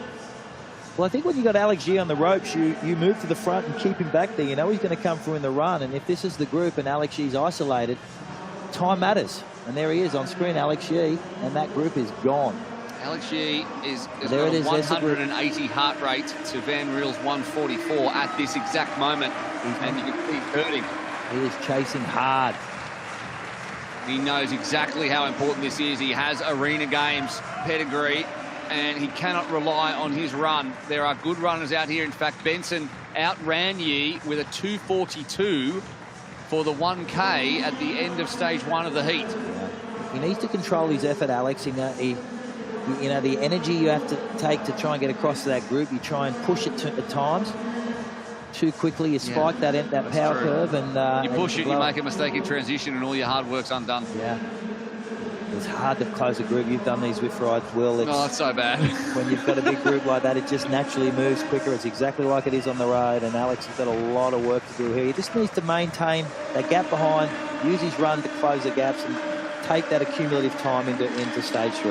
Yeah, it's such a wonderful platform, Zwift, for training. It really finds you out. It really helps you tactically, and it makes you work hard. When you're in these races, you might just jump on, go, I think I'll go for a nice ride. Oh, there's a race starting in 2 minutes, and then suddenly you've set a new FTP by accident because you just get too overexcited. And Alex Yee needs to avoid that. But the time, well, it's not looking that good for him at the moment. He's looking up at the big screen, wondering where everybody else is. McQueen, Raphael, and Van Riel are all sitting there in the pack, and Raphael looks composed. He's been down this road before. He knows where he needs to stay, and being smart in these races, and you can almost yo-yo your watts. You can almost not free pedal, but you don't have to produce consistent watts if you're sitting in a group. It's a little similar in some ways to, but if you yo-yo your watts up and down, you can stay with the pack. You don't have to consistently produce 4 or 5 watts a kilo. And that's where experience comes in. Van Riel's a guy who has a lot of experience on this platform. We've seen it so many times with athletes dominating in stage 1 and digging too deep and blowing out the back door in stage 2 and blowing the race. So, you know, that's one thing Martin Van Riel doesn't do. He's been able to consistently win over the stages. He's just had a fantastic opening season this year. Now, we know he's got a lot of endurance base there. He won the half distance, the 70.3 distance in Dubai recently. So we've got a lot of base. Are we claiming that as world record time? I think we are. I think we are. He's an amazing athlete, 4th at the Olympic Games. He's consistent across the 3 disciplines. That you can't pick a fault in him. At this Arena Games racing, he's his racing IQ is remarkable. We talked about it on the Short Shoot Show, whether this could be Martin Van Riel's year, because he tends to come close. Yeah. He's had so many top fives at WTCS level, never won one. He came 4th and 6th at the Olympics. He got pipped at the post in Malibu by Alex Yee. Just doesn't quite. He's not the guy that clinches it. He's the bridesmaid so often, but he's got it in him. And winning the Arena Games could set up a 2022 to remember for Martin Van Riel. He's always just a pleasure to talk to. So laid back. Great personality. Yeah. Has a laugh. Nieschlag moved up. Yeah. Nieschlag onto the front now with Pizzati. So everyone's there, bar Alex Yee, who's now nearly 10 seconds adrift. How many matches has he burnt to stay within that 10 seconds? He's got 10 seconds up his sleeve on this run to run through some of the slower runners, but it's just how quick. You know they're all going to dig deep on this opening stage. When Alex Yee's on the ropes, you're going to go hard. They're riding, and Martin Van Riel hasn't even bothered getting in his shoes yet. There you go. Neither has Chase McQueen. No time for that, and they're off the bike and onto the run. They averaged around 49 kilometres an hour during that bike, that front group. And on to first is Van Riel. Yep. This was the exact point when he made a mistake in the heats, slipped, couldn't get in his shoes, lost a few seconds, and this time the opposite. Straight to the front, wants to be running on that uphill part to get that thing rolling as quickly as possible. And he just looks so supreme as a runner, Alex Yee. Let's see whether he can close down this gap, because this could be a bit of an issue for him if they finish in a big group and then he has to swim 10 seconds or more adrift. That's the question. Raphael running it, and now Van Riel at over 20 kilometres an hour. McQueen as well. It's a big group. Raphael looking good. Nieschlag there, Martin Van Riel. Alex Yee, we've got a run to start the next stage as well. So Alex needs to control this run. He's not running the quickest on paper. He's 20.1 kilometres an hour. Pizzati's just outsplitting him slightly with Van Riel. He's still 10 seconds adrift. He's not making any time back. Pizzati's dropped off the back of this group at the moment. Obviously, there's no draft on the run, so that happens. He's already raced this year. Some of the people that I've noticed that some of the people have already raced this year, maybe once or even twice, aren't figuring as much as the people that haven't raced yet, because they've just been doing huge training blocks. Whereas Pizzati did race in Cortiera in the European Cup. He finished 4th in that race actually, but he's dropped back a little bit, and now it's Raphael and Van Riel at the front. And Raphael looks great. He looks strong. He looks magnificent on the treadmill. I mean, they all look the same on Zwift. But when you look at him on that treadmill, he's really got the arms rolling. He's using his stride, staying on the front of the treadmill, keeping the pace up.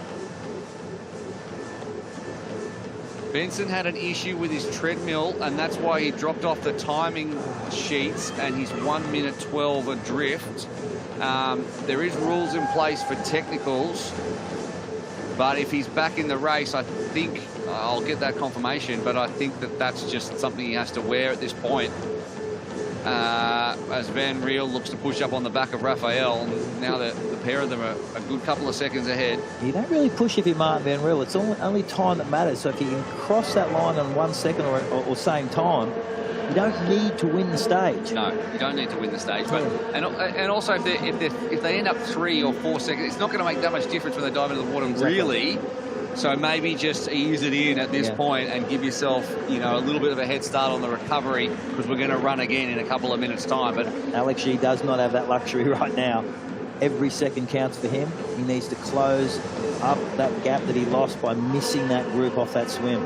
That's how quick they are in the water. We said that at the start of this race, just how much horsepower is in that water. Alex Yee was slightly isolated as the weakest swimmer in the field. Oh, Gordon Benson, that's so unfortunate. Yeah, it is. He's been in great form. He's still running, but he's unhappy, and, fair enough. I'm not sure exactly what's happened with the treadmill, but you can see him just kind of jogging it through there compared to everybody else. As coming across the line is Raphael, Van Riel, Stapley, Pizzati, McQueen. Just a real deep look into your own soul there for a second from Van Riel before we start again. Well, Benson used to. Oh, Benson will get the same time as the last place finisher in Yee if that treadmill upset. All right, look at that. He's really given everything. Alex Yee, can he come back?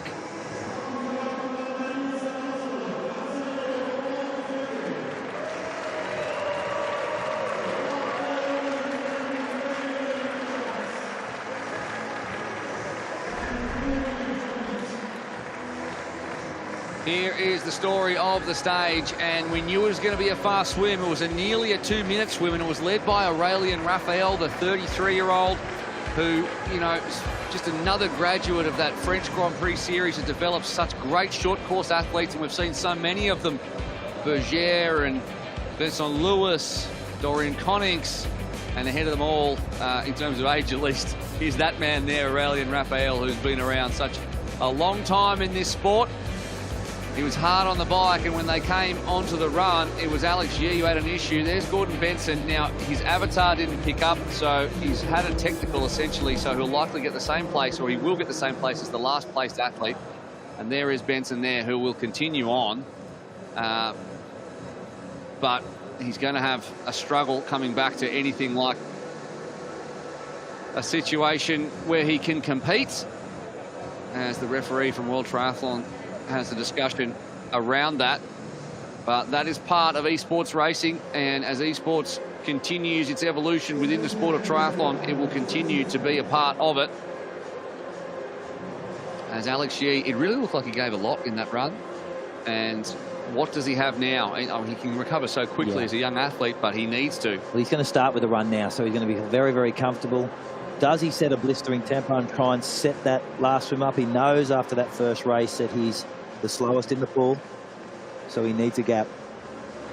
He finished 11 seconds back on the others, and he will need the mother of all runs if he is going to run his way back into contention here in Munich.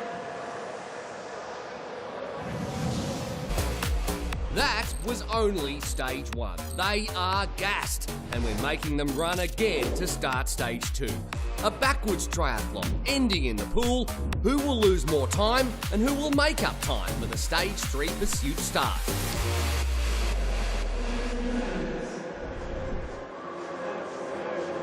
That is the question.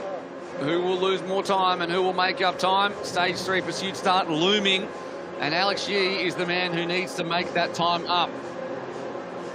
Raphael at the moment is 1 second ahead of Van Riel, 4 seconds back Dapley. As we look at Gordon Benson's treadmill, he's wondering what he's going to do next. There's still 30 seconds to the stage 2 start, so it looks like Benson might miss the start, and he does not look happy. He's staying warm. He'll get the same time as Alex Yee, so they'll start. He's still in the mix. It's the accumulation of time. 11 seconds back. So he's 11 seconds back. So yes, he's still very much in it, but the two UK athletes are 11 seconds adrift. Nieschlag is 8 seconds back. McQueen 6 seconds. Pizzardi 6 seconds. Stapley 4 seconds. Van Riel 1 second back on Raphael, who is our leader. So that is the gaps after the end of stage 1. We have one more stage, which is a run, bike, swim. And I'm hearing right now that there is potentially another 2-minute delay as we make sure that this treadmill is in correct working order. I wonder if that'll play into Alex Yee's favour. He gets a little bit more of a rest. He can get his head into gear. He knows he's got a big run ahead of him. But it does across the board. I think Raphael, who's a bigger athlete, gets that extra recovery time, get the heart rate down. He looked magnificent in that opening stage. He looks great across the board on bike, run, and we've seen him in the water. He's best in pool. It's going to help Yee, but it's also going to help everybody else who also had to dig reasonably deep. They're in a group, of course, but they also, and it's about who can recover quickly, who has that fitness at this stage of the season, that they can lower their heart rate and they can get it done. They all look pretty relaxed right now. Well, Benson didn't have to push that opening stage, so he's going to start with Alex with a lot fresher legs. Will that be a benefit? He was fantastic in the heats. He was right there in the heats. They both ran a 2:42. Well, Benson ran a 2:42 and Yee a 2:43 in stage 1 of the heats. Now, in stage 2, they could step off the gas a little bit because they'd already picked up their time, as it looks like we are back on deck for Gordon Benson's avatar. I wonder if Gordon Benson's avatar has hair. I have to check that out. If I was him, I'd be like, give yourself the full-on mullet all the way. Why not? Looks like we're 20 seconds away from stage 2 start. It's going to be a standing start, obviously, and it's going to be an extremely fast run. Here we go. We are back on for stage 2, run, bike, swim. We have gaps already. Who can make up time? Who will lose time when it's all to play for in stage 3? Here we go. This is going to be a super quick run, isn't it? It's going to be fast. It's going to be fast. 1K. McQueen closest to us. Zati, Van Riel in pink, Raphael in orange, Yee in yellow, Benson in red, Nieschlag in purple, and Stapley in black on the far end of the... We haven't talked much about Stapley. But at the moment, well, it's just a big jogging group, isn't it? But it's a jogging group who are running over 20 kilometres an hour, and Benson is at the front because he got to jog the back end of the last one. Well, also he's a supreme athlete, but we'll give him that. Stapley, Nieschlag, Van Riel, Pizzati, 1.1 seconds back Raphael, but you can see him there in the orange. Behind him, Alex Yee, who hasn't had a blistering start.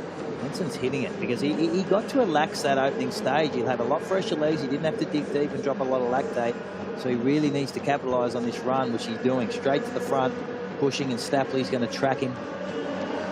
Pizzati there, Van Riel sitting right in the middle. No one has an incentive here except for Alex Yee. Necessarily, they're all kind of playing a bit of standoff as Yee's going to move up into about 3rd position. He didn't have an excellent start, and I think part of that is that everyone reacted to Gordon Benson going out quick. Now, there's 2 avatars in red. You can see Benson's got his name above him, does have some hair. That's good to see. And Pizzati is behind him there as well.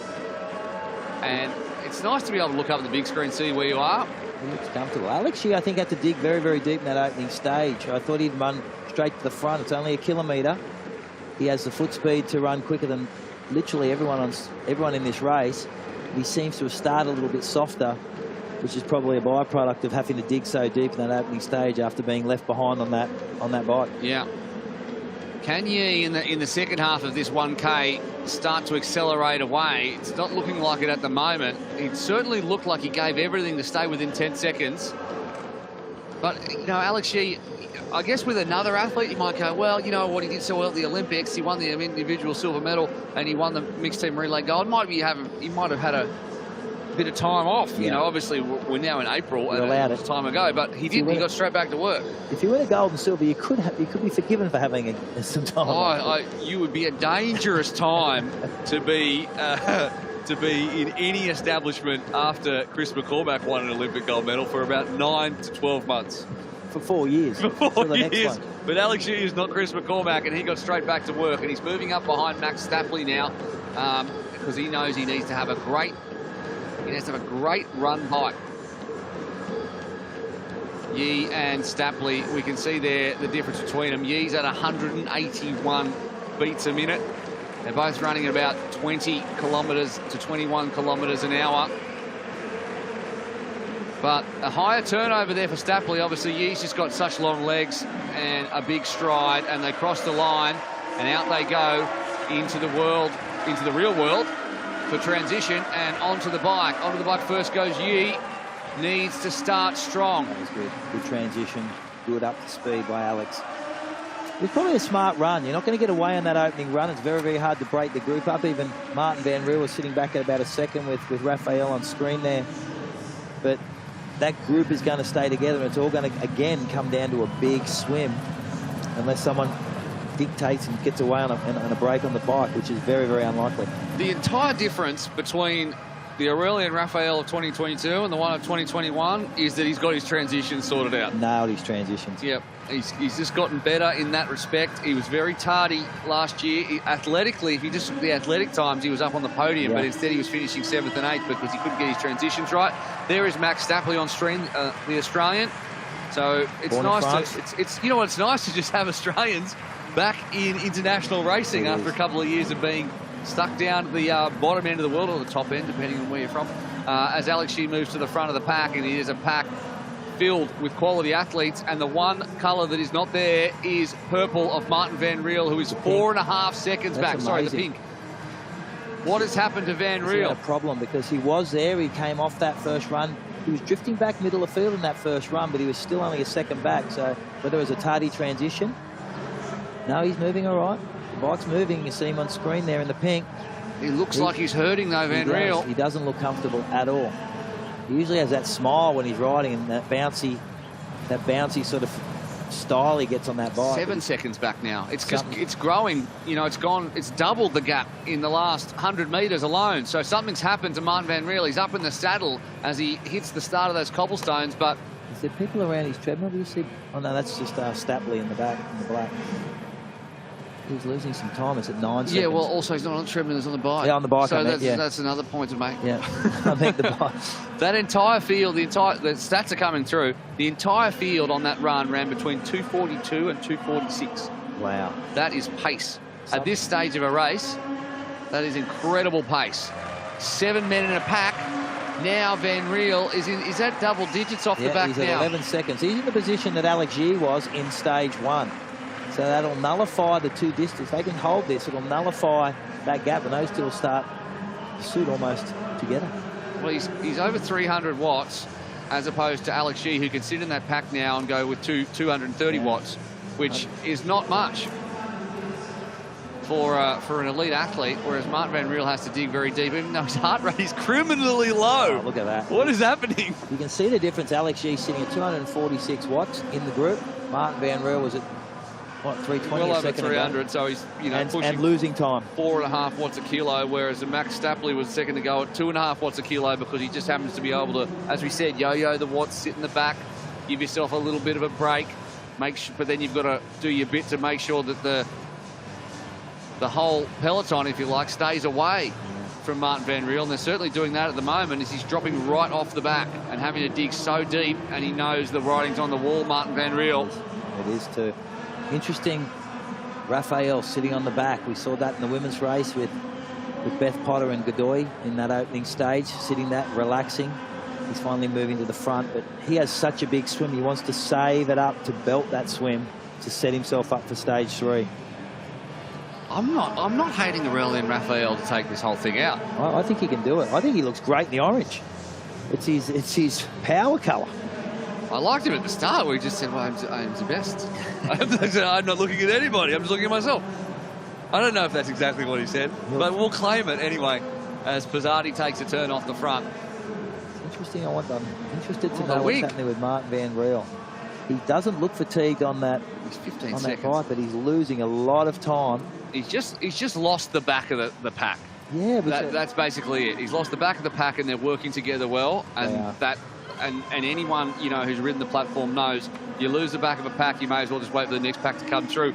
It just so happens that there is no next pack, and he's all by himself, Martin Van Riel. You have to give kudos to Alex Yee on holding that pack at 10 seconds. If Martin Van Riel's giving up 16, Alex Yee held it at 10 in that opening stage. So, I mean, if it finished now the stage, everyone would start together, and then Martin Van Riel and Alex Yee would try to chase them down in stage 3 together, awesome. Which would be fantastic if the swim happens the way it's going to happen. But if you're someone like a Chase McQueen or Aurelian Raphael, you look at an opportunity here to maybe start 5 seconds ahead of the pack. Or a Max Stapley, who's a great swimmer. The one thing that Martin Van Riel has is an incredible swim when he's fatigued. So he can pull some of that time back. The other issue he has, though, is that literally everyone in that field is as good a swimmer as he is. In previous races, athletically, in terms of time actually spent in swim, bike and run, the 3 top athletes were Aurelian Raphael, Alex Yee and Martin Van Riel. Now Aurelian Raphael sorted his transitions out.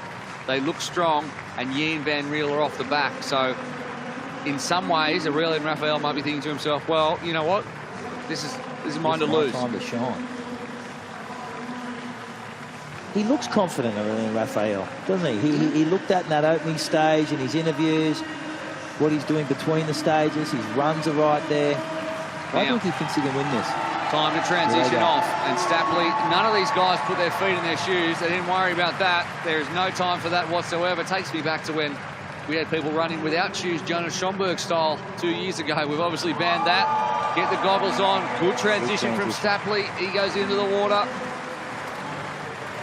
Benson lost some time there. I don't know if that was Benson or Pizzardi. There's Alex Yee in yellow. Good rating. He's looking good in the water. Nischlag in purple. We haven't spoken about Nischlag basically at now. all. He sat well in that group. Yep. And we know he's got a big swim. That's on the far side. Is that Raphael again? On the far side in the orange. No. Yeah, he'll turn around the same time as Nieschlag and Stapley. We'll get some times up on screen in just a second. But it's Nieschlag closest to us with Stapley in the outside lane. Nieschlag's looking fantastic. We saw this in the last time he won the Arena. Martin Van Riel there in pink. He's way back. A long way back now. That is a huge surprise. He's turned too early there too, so he missed a little trick on that one. Didn't get the full push off. He's under a lot of fatigue. Nieschlag and Raphael. Yeah. Nieschlag comes off that wall very, very well. He did this in that last Arena Games that he won. His second swims were amazing, and he's opened up. You see Raphael in the centre screen in orange, who's still about a body length back on Nieschlag. Well, I think he's going to hold on. He's got a big kick. Max Stapley in the black in lane 1, bringing that kick in. He's going to have a great turn here and can still come over the top of Nieschlag with a big back end 50. This is good from the German. I mean, we talked a lot about Annabelle Knoll and Lena Meissner in front of their home crowd, but of course Justus Nieschlag's doing the same thing, you know, and he's had it after Tokyo. He tore his Achilles tendon, had a shoulder operation. He was in that Cortiera European Cup as well, but he didn't have a great race. And now he just warms to this format, doesn't he? He kind of hides for the first couple of stages, and then as the time goes on, he starts to rise to the top. And it looks like he's doing that exact thing here, so it looks like he's going to do it. Lane 2 on the top of the screen. Oh, that's McQueen, I think, that's in the grey. McQueen, it is. And touching the wall is Nieschlag, McQueen, then Stapley and Raphael, as I understand it. And now it is time to recover and do it all again and hope that maybe they get maybe there'll be another 3 minute gap for some reason. That was a great race. And I tell you what, Nieschlag in that reverse sort of triathlon is the best in the world at it. All right. All of the preliminaries are now out of the way. Time to lower the heart rate and race for the games. Yep. Justus, that was a fine swim to finish with in that stage. Yeah, never give up. Last on the run and fighting back was good.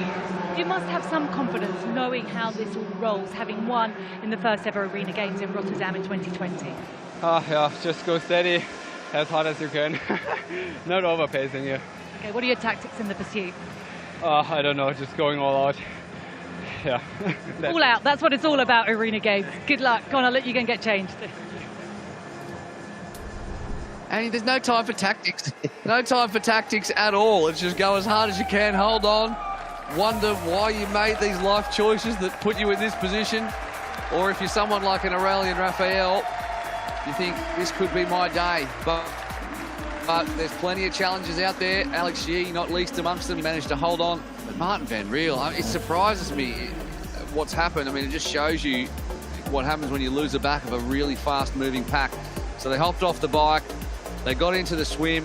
Stapley, as we said, had a very good... that's a key moment of these races, is putting on your swim goggles and your cap when you're under extreme fatigue. But these guys seem to get it right, and it was Justus Nieschlag who just did what he does and rise to the top at the key moment, and the combined results show here. Raphael will start 3 seconds ahead of Stapley. McQueen, Nieschlag all start almost together. 3 seconds back to Pizzardi, another 5 to Yee. That's going to hurt him. 6 more back to Benson. And then Van Riel will start 8 seconds back. And, wow, that's going to hurt. 27 seconds behind Aurelian Raphael. Not sure he can make that up. It's going to be extremely good racing. Do not go anywhere. It's going to be a huge one.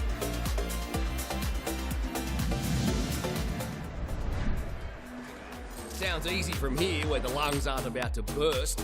Time lost in stage 1 and 2 is now paid for. The leader off first and the field looking to chase them down in a final swim bike run for all the glory. First across the line wins the event.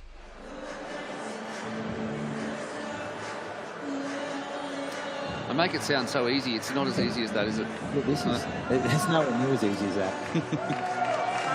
All right, we're going to go down to all right now as we build up to the start of stage 3. And what a thrilling start we are set for after that. Nieschlag for a start. His final swim was just phenomenal, wasn't it? Oh, the way he came through, it's like he was saving it. I mean, to get the win, to get those extra seconds is vital in this race. We would have been expecting, could have been expecting an Alex Yee, Martin van Riel head-to-head in this final. Not necessarily going to be the case, certainly not for Martin van Riel. No, I'm blown away by how it happened. I mean, Alex had a tough swim. Martin van Riel, getting on his bike, what's he doing? But I do think, Raphael stepped up to the plate. He's worked with his transitions. That was his weakness. Nieschlag does what he does best at the Arena Games, and he's having a flyer, but it's not over. So I'm really excited to see how this unfolds with the format of a pursuit. There are going to be lots of biking on their own, lots of tired bodies. Yeah, let's have a little look at the pursuit start list then and the timings. How do the key players play this now then? Alex has got to swim. He's got to try and catch Pizzati, but then he's such a good swimmer. Maybe he can do a deal with Gordon, but then Gordon's got to catch him. They're going to be on their own. Martin, Raphael, he's just going to go. He's got nothing to lose. If anyone catches him, it's Chase McQueen and Max, and they don't run as quick as him. Raphael is in the driving seat, I think. Alex Yee at 13 seconds, Martin van Riel at 27 seconds. Are either of those bridgeable gaps? Yes, in this format they are. But Justin Nieschlag, I mean, if he swims like he did then, he's going to swim through those guys and he's going to be in it as well. Raphael is such a strong athlete and he's lost out in his transitions before. He seems to have put that together again now. He's going to be a big, big threat for this, isn't he? It's the fourth discipline. It blows my mind how people don't work on it. He's gone back and he's done that and he's executing on the biggest stage, the world stage. Chase McQueen has been an exciting prospect today, hasn't he? What can we expect from him in the final? It's his 5th triathlon today, as with the rest of them. Everyone's in uncharted waters. They've never raced 5 races. Some of them have never raced this format at all. I think he's got nothing to lose. If I was him, I'd be going out hard and hanging on that bike. Oh, cannot wait for this. It's the men's final. Chris, well, over to you. Here we go. It is time now. And there is the man upon whose shoulders everything rests. He's got plenty of time up his sleeve, and he's got the biggest swim. Now, I think Tim Don nailed it when he said Justus Nieschlag could swim through this pack and really challenge Raphael here, but look how far down the pool he already is. There's Stapley at the bottom of your screen. Next to him is Nieschlag. Now, the first 100 crucial. Absolutely, and those three behind Orion Raphael all swim relatively the same. You've got Stapley, you have Nieschlag and Chase McQueen. That group can get together on the bike and try and close that 4-second deficit to Orion Raphael. He will not close that down. Martin van Riel needs to try and swim up onto Alex Yee, who'll be isolated at 5 seconds back. And Pizzati, who is a magnificent swimmer, has to keep Yee off him in order to keep himself in this game himself. It's back to swim, bike, run. So it's just, all it is a nice 12 minutes at the end of half an hour of racing to decide at a heart rate of 200 who will be your Arena Games champion and take the maximum amount of points into, well, London, either next in 2 weeks' time or in 4 weeks' time, the grand final in Singapore as they turn. And Raphael is now, well, he's extended his time by, I think, an extra second there ahead of McQueen. I always thought to myself, when I think of Chase McQueen, I think of Lightning McQueen, but in fact, he's Steve McQueen's grandson. He is. Hollywood royalty. He really is. That's no joke. He really is. Yeah. I couldn't believe that. He always seems to be in the centre of things. The man who got dunked by Alistair Brownlee in that classic DQ when he was on the chase for the Tokyo spot. But on the chase, no pun intended. And there he is on screen. Well, that's Stapley, McQueen and Nieschlag within 3 seconds of each other. They're taking time. 2 seconds out of each other. They're just taking time out of Raphael too. Raphael can sit up there. They are too. They're coming up on him. So that group is now together. And that group needs to stay away. They'll bike together too. Yeah. They'll bike together too, effectively taking it away from Pizzati, potentially Yee, and definitely Van Riel if they stay together. Raphael, Stapley, McQueen and Nieschlag could decide if Nieschlag indeed, because he's 2 seconds behind, can stay with them. Then our podium could come from those 4 men. His transitions are magnificent, Nieschlag. It's now the time to keep them magnificent and not stuff them up in the final. Let's see what happens. It always looks good when Raphael just hops out of the water like that. He's so tall, he just pops out like it's easy. And onto the bike he goes, straight on top of the shoes. Seeing some of the others not even bother to strap in. going to do that. You can see Stapley, who's right there in the Queen. There's Alex Yee, a fair way back, about 15 seconds. Some huge watts being put down in this opening part.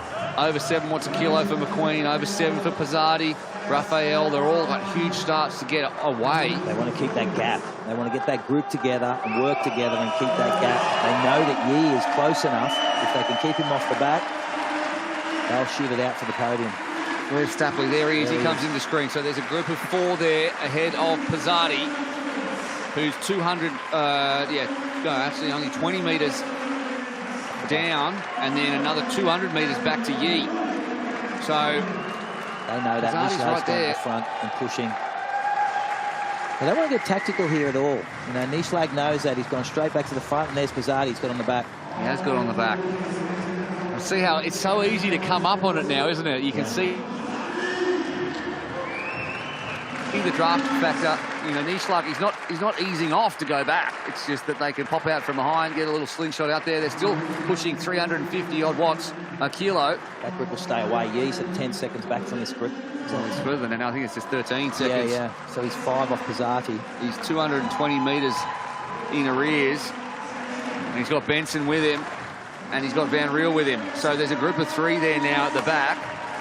And there's quite a big gap there of over 200 metres or 10 seconds. It's better to be 3 of them. I think Alex might have sat up a bit because Martin got onto that bike about 5 or 6 seconds back from Alex Yee. And now they're together. I think Alex realises no use being alone. He's going to lose time. It's better to be the 3 of them together. Gordon's there. Martin Van Riel's there. Both prepared to work very, very hard. And they can at least hold that gap to that front group. This is the future of triathlon. Stadium events, perfect for spectators. Esports included in this, and this is the future, whether you like it or not. This kind of racing is absolutely gripping. And there's a group of 5 through the rollers, which means they're coming towards the end of the lap here in Crit City. And they are now 20 seconds ahead of that group featuring our 2 favourites in Alex Yee and Martin Van Riel, who will not figure in this. Benson being the other one who had a great heat, obviously through no fault of his own, we assume, and he's back there, but it leaves us with Pizzardi, Raphael, Nishlag, McQueen and Stapley there, the Australian off the front at the moment. In the grey, that is McQueen. In the purple, that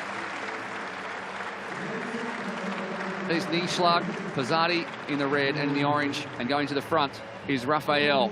Under 2 kilometres to go, and then it will be a run home. Who will run this one home? What's your prediction? Raphael's the quickest on paper. He's that in the heats. He's been that across those first 2 opening stages. Nishlag looks great as well, though, but I'm going to go with the Frenchman.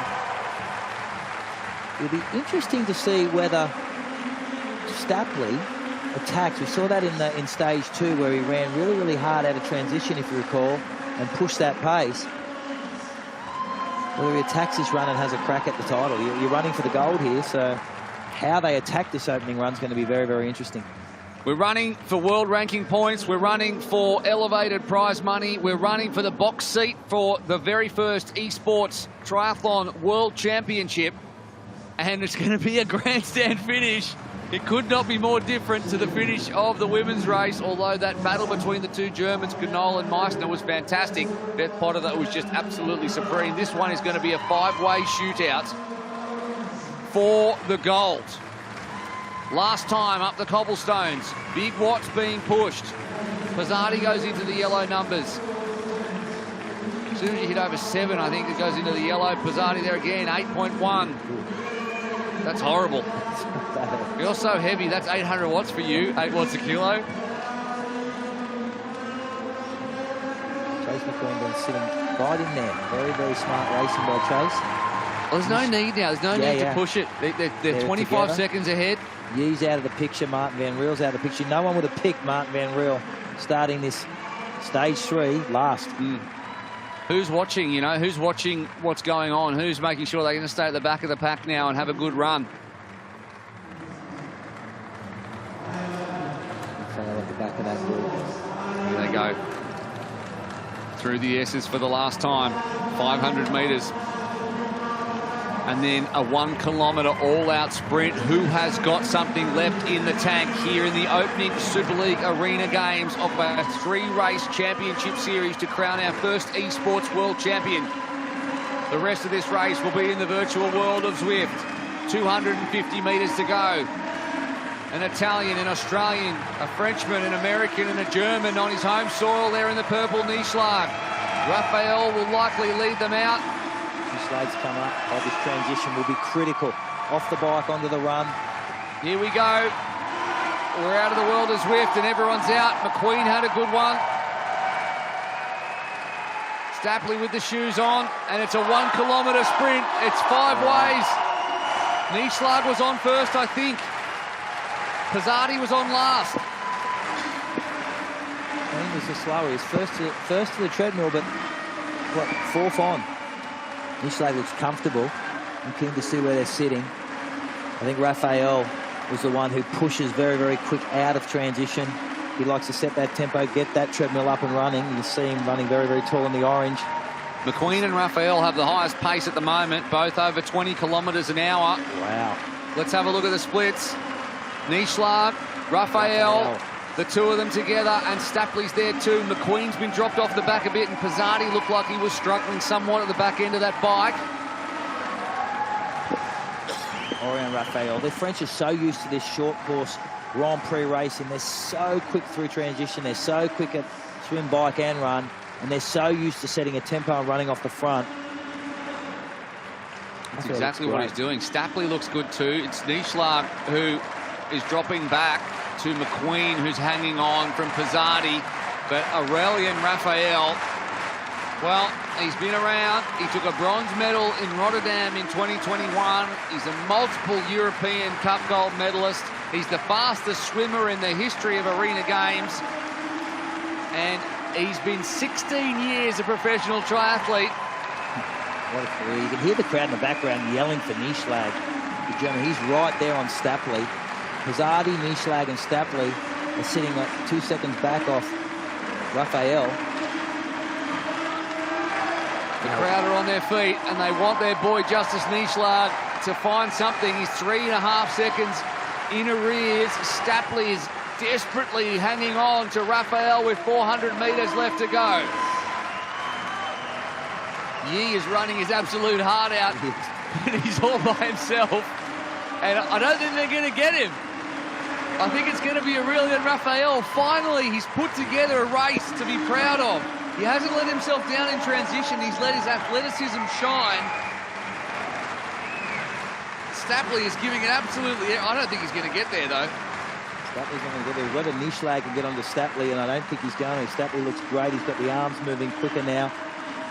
The 250 from the end. Raphael's in complete control. He keeps looking up at the big screen when you see him cut to the treadmill shots. He knows exactly where he sits, controlling his effort. The Frenchmen have loomed large over Super League since its inception 5 years ago. Names like Konix and Bergier and Vincent Lewis, who was our champion for 2 years, and now it's Aurelien Raphael who's going to stand up with 100 metres to go and plant the flag for France once again right here in Germany and send a message to everybody else who thinks that they've got a shot at this Esports World Championship that Aurelien Raphael is here to compete, and he will be your Arena Games champion, and he loves it too. He loves it too. Absolutely well-deserved. He put his stamp on it from the beginning. Stapley takes second on Super League debut. Nischlag is third in the end. Pizzardi got dropped off the back, as did McQueen. Alex Yi is still running. Martin Van Riel and Pink still running, and Benson still running. Wow. Well, the fallout from this will be very interesting, and suddenly names like Yi and Van Riel, who might think to themselves, gee, I don't know if I'll go to London. Yeah. Well, you know what? Well, change the plans. I have to go to London. Change the plans now. Beth's going, I'm going to go too. Van Riel is still running. Yi is done. He's had a tough day at the office. Can't say enough about Aurelien Raphael, who has shown adaptability. 5 races today. He dominated the heats. when he dominated the finals. He did indeed, and he wasn't just a quality swimmer who can bike and run and not transition that well. He has now sharpened up. Stapley and Benson having a smile after that one, because most of all, it's enjoyable racing for these athletes. Annie's down on the pool deck, and she spoke to him before this stage. He said, I'm the best, and he's proven it, Annie. Well, he absolutely has. You said you were the best. You are the best. How do you feel? Yeah, I'm the best today, so everybody is very strong today. It's amazing. Thank you so much to Super League and all staff. It's a really good competition. So I'm very happy to win here in Munich. You showed the young guns because you are the eldest athlete here in the field, and you absolutely whipped their butts. So I feel good. So I'm come back for London, the next Super League Arena Game. So I hope make the best again. Great stuff, Aurélien. That was wonderful to watch. Thank you very much. Yes, thank you so much. Part of me thinks he just doesn't know what whip their butts means. So he's like, oh, I'm just coming back. Yes, I'm just going to do that. Whatever you said, I'm going to do that again. And fair enough too. He's shown us that he absolutely can do that. It looked for a second there as though Stapley and co could swim up on him, but he responded, Aurélien Raphael, each time he was challenged. And a fantastic effort as well from Max Stapley, who unlike the rest of them, well, him and McQueen, they don't have Super League experience. No Super League experience. Max raced. We saw that in stage 2 where he ran out and tagged the front runners in that. You saw that confidence as a racer, and I'm so glad to see him on the podium. But what a performance by Raphael. As you said, athletically he's been brilliant, and in the past he's been let down by his transitions. Everything was polished this week. Yeah. Arena Games, it delivers for the complete athlete, and Aurélien Raphael was that. He wins from Australian Max Stapley and the hometown hero Justus Nieschlag ahead of the Italian national champion Gianluca Pizzardi. Chase McQueen finishes in the top 5, and Alex Yee and Martin Van Riel sandwich Gordon Benson at 6th, 7th and 8th. Martin Van Riel finishing 45 seconds back. You would have got long odds on that if you'd have asked me a couple of hours ago, but there you go. That is the beauty of Arena Games and elite sport. And here is, if you've missed it, the official results from the women, which happened about an hour ago. Beth Potter, absolute masterclass. Look at that. 90 seconds ahead of the field. Lena Meissner and Annabelle Knoll, both of Germany, took out 2nd and 3rd, much to the delight of the Munich crowd. From Anna Godoy, Ilaria Zane, both Super League alumni. Gina Serino, the American, with a fantastic run, finishing 6th, from Louisa Iona Pratt. And Zanette Bragmeyer, who honestly I thought was going to do a little better in this one than what she did, but that just shows you the pace and quality of this, and also just the extra, I guess, impetus that a world championship, but also being the first esports world champion officially crowned has. Anyway, we'll head down now to Orla to wrap all of this up. What a couple of hours it's been. Oh, hasn't it just? Well, we have had an absolute treat here in Munich this evening. Tim, we would have maybe said that Raphael was a contender for the podium at the start of the day. We didn't have him down for the gold medal, though, did we? Hands up, no we didn't. We know he's got a big swim and he delivers on that. Transitions are sloppy. Man, has he improved. I've got to say, 2:43 run. Are you having a laugh? That is phenomenal. We'll chat more about Aurélien Raphael and maybe as well what went wrong with the front runners, Alex Yee and Martin Van Riel. But now it is time for the podium ceremony. Well, talk us through this. It was a magnificent race indeed. I'm just loving how much it means to Aurélien Raphael coming off the curved treadmill, having given absolutely everything. And now it's time to give him his just rewards, which of course is, as we keep saying, world ranking points and prize money, but also a win to start the year, which you know, and I imagine, I mean, you know, I've never been an elite triathlete, you have, having a big win that you placed a lot of emphasis on early in the year makes a big difference, I imagine. Well, it can set up your year. You start to build confidence off it, and for someone like Aurélien Raphael, he comes out of that very, very strong French contingent. He's missed Olympic teams because of the depth within France. So you get a win like that, you build some momentum. and you start to get starts in some of these other events. You'll go across to London, you'll come to Singapore, and who knows, he could start the season as a world champion. It's interesting to me, both Raphael, just stand either side of him. He's the winner, right? It doesn't matter what side you stand. Both Raphael and Potter, having had the win and not being able to do better than that in terms of the system for becoming world champion, are both going to go to London. Yeah. Well, when you're in form, you may as well race, you know, like and you find better form. He may still have some improvements to go. It's his first race of the season. He raced that. He had a great race too, didn't he? Justus Nieschlag. He flies under the radar. He really does. At this style of racing, his swim is so strong. He runs exceptionally well. He has a great racing IQ. He sits in well, and he just seems to have a great time. He does certainly seem to enjoy himself, and he's had a terrible run with injury over the last 6 months, so it's nice to see Justus Nieschlag back where he is enjoying it. Max Stapley picks up the silver medal. An Aussie on the podium, Will. It's nice, isn't it? It is. It's been a while. It has been a long time since we're seeing some Aussies at the top of the triathlon game again. Great racing, Max. We still claim him, even though I think he's born in France, grew up in Canada. Yeah, grew up in Canada. That's fine. Yeah. He's Lives got the in Australian Wollongong. flag next to him. Exactly. He lives in Wollongong. Lives in Wollongong, part of that Wollongong Wizards crew. And he's enjoying that. And Raphael, well, what's more to say? Fought off a strong field who threw everything at him and stayed composed. Also speaks to the, I suppose, you know, obviously with the way the World Championship is one thing, but also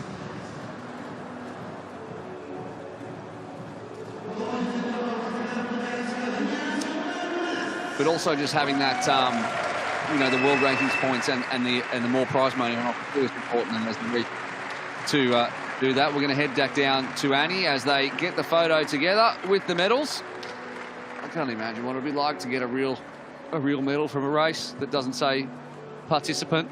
But anyway, it's not all about me. We'll go down to Annie on the pool deck right now as we head towards the end of this fantastic telecast of Arena Games, bringing racing back to you once again in 2022. Justus back on the podium again here in Munich on home soil. How does that feel? Amazing. The crowd was super strong and pushed me really on the run. The second stage was really tough for me. Finished last on the run, but didn't give up, and yeah, super happy to win that stage and to get it on the podium. Congratulations. Great to see you back. Max, wow. It is your first time at a Super League event, let alone an Arena Games. Just tell us a little bit about how it feels to race one of these really tough events. Well, first of all, I was really grateful to have the opportunity to race at all. And to be here on the podium is just something I never dreamt of. I was actually leaving the hotel thinking I'd do a cardinal chunder on the treadmill a few minutes ago. So to come away with second is absolutely brilliant. You have to dig very deep, don't you, in these events? Yeah, I mean, this morning I got on the phone to my dad. I was like, Dad, that's like a whole nother level of hurt. Yeah, it's really hard. Congratulations, Max. Aurelien, you are the Munich champion, the Arena Games Triathlon Munich champion. How does that feel? So I'm very happy again, and congratulations for all guys and girls today. So I'm come back next time. Thank you. Great to see you back on the podium, Aurelien. It really is. Congratulations. There's a man who let his performance do the talking, Tim. What a performance it was. How significant is that result for Raphael, especially at this stage of his career? It's massive. He hasn't raced to that his ability recently, and to do that on this stage, he is the favourite right now to be a new world champion. There's still 2 races to go, but we talk about his big, powerful swim. It was his run. He's running so much better. He's putting his transitions together. He's had a great race. I'm blown away by his performance. I think we're all absolutely thrilled. It's nice sometimes to see the form books ripped up and all the predictions turned on their heads. Well, Aurelien Raphael and Beth Potter are indeed on their way to becoming the first triathlon esports world champions, but we're not done there, far from it, because we will be back in London in 2 weeks' time for round 2. It's dare I say, the future of triathlon.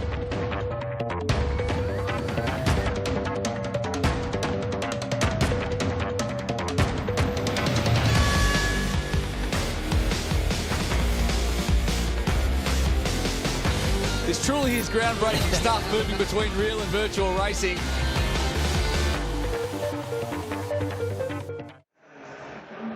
Well, it's been my first Arena Games, and I'm delighted it's not going to be my last because I'm in love with it. Tim, what was your standout today? It was the 3 Germans. I mean, to have a home race and get on the podium is just brilliant. They're going to be going to London full of confidence, and the crowd loved it. I loved it. Annie, standout? Aurelien Raphael, Yeah. just great to see the oldest guy in the field, you know, beating all the younger guys. Fantastic performance from him. Oh, Annie, Tim, thank you so much. It has been a joy to stand alongside you here. To Kristen Will, thank you as well. And of course, to all of you watching at home, thank you for joining the ride. It has been a thriller. And as I say, we're not done yet. We'll be back in London in 2 weeks' time. Will you join us then? Of course you will. Join us then. Lost the words already. It's been too exciting.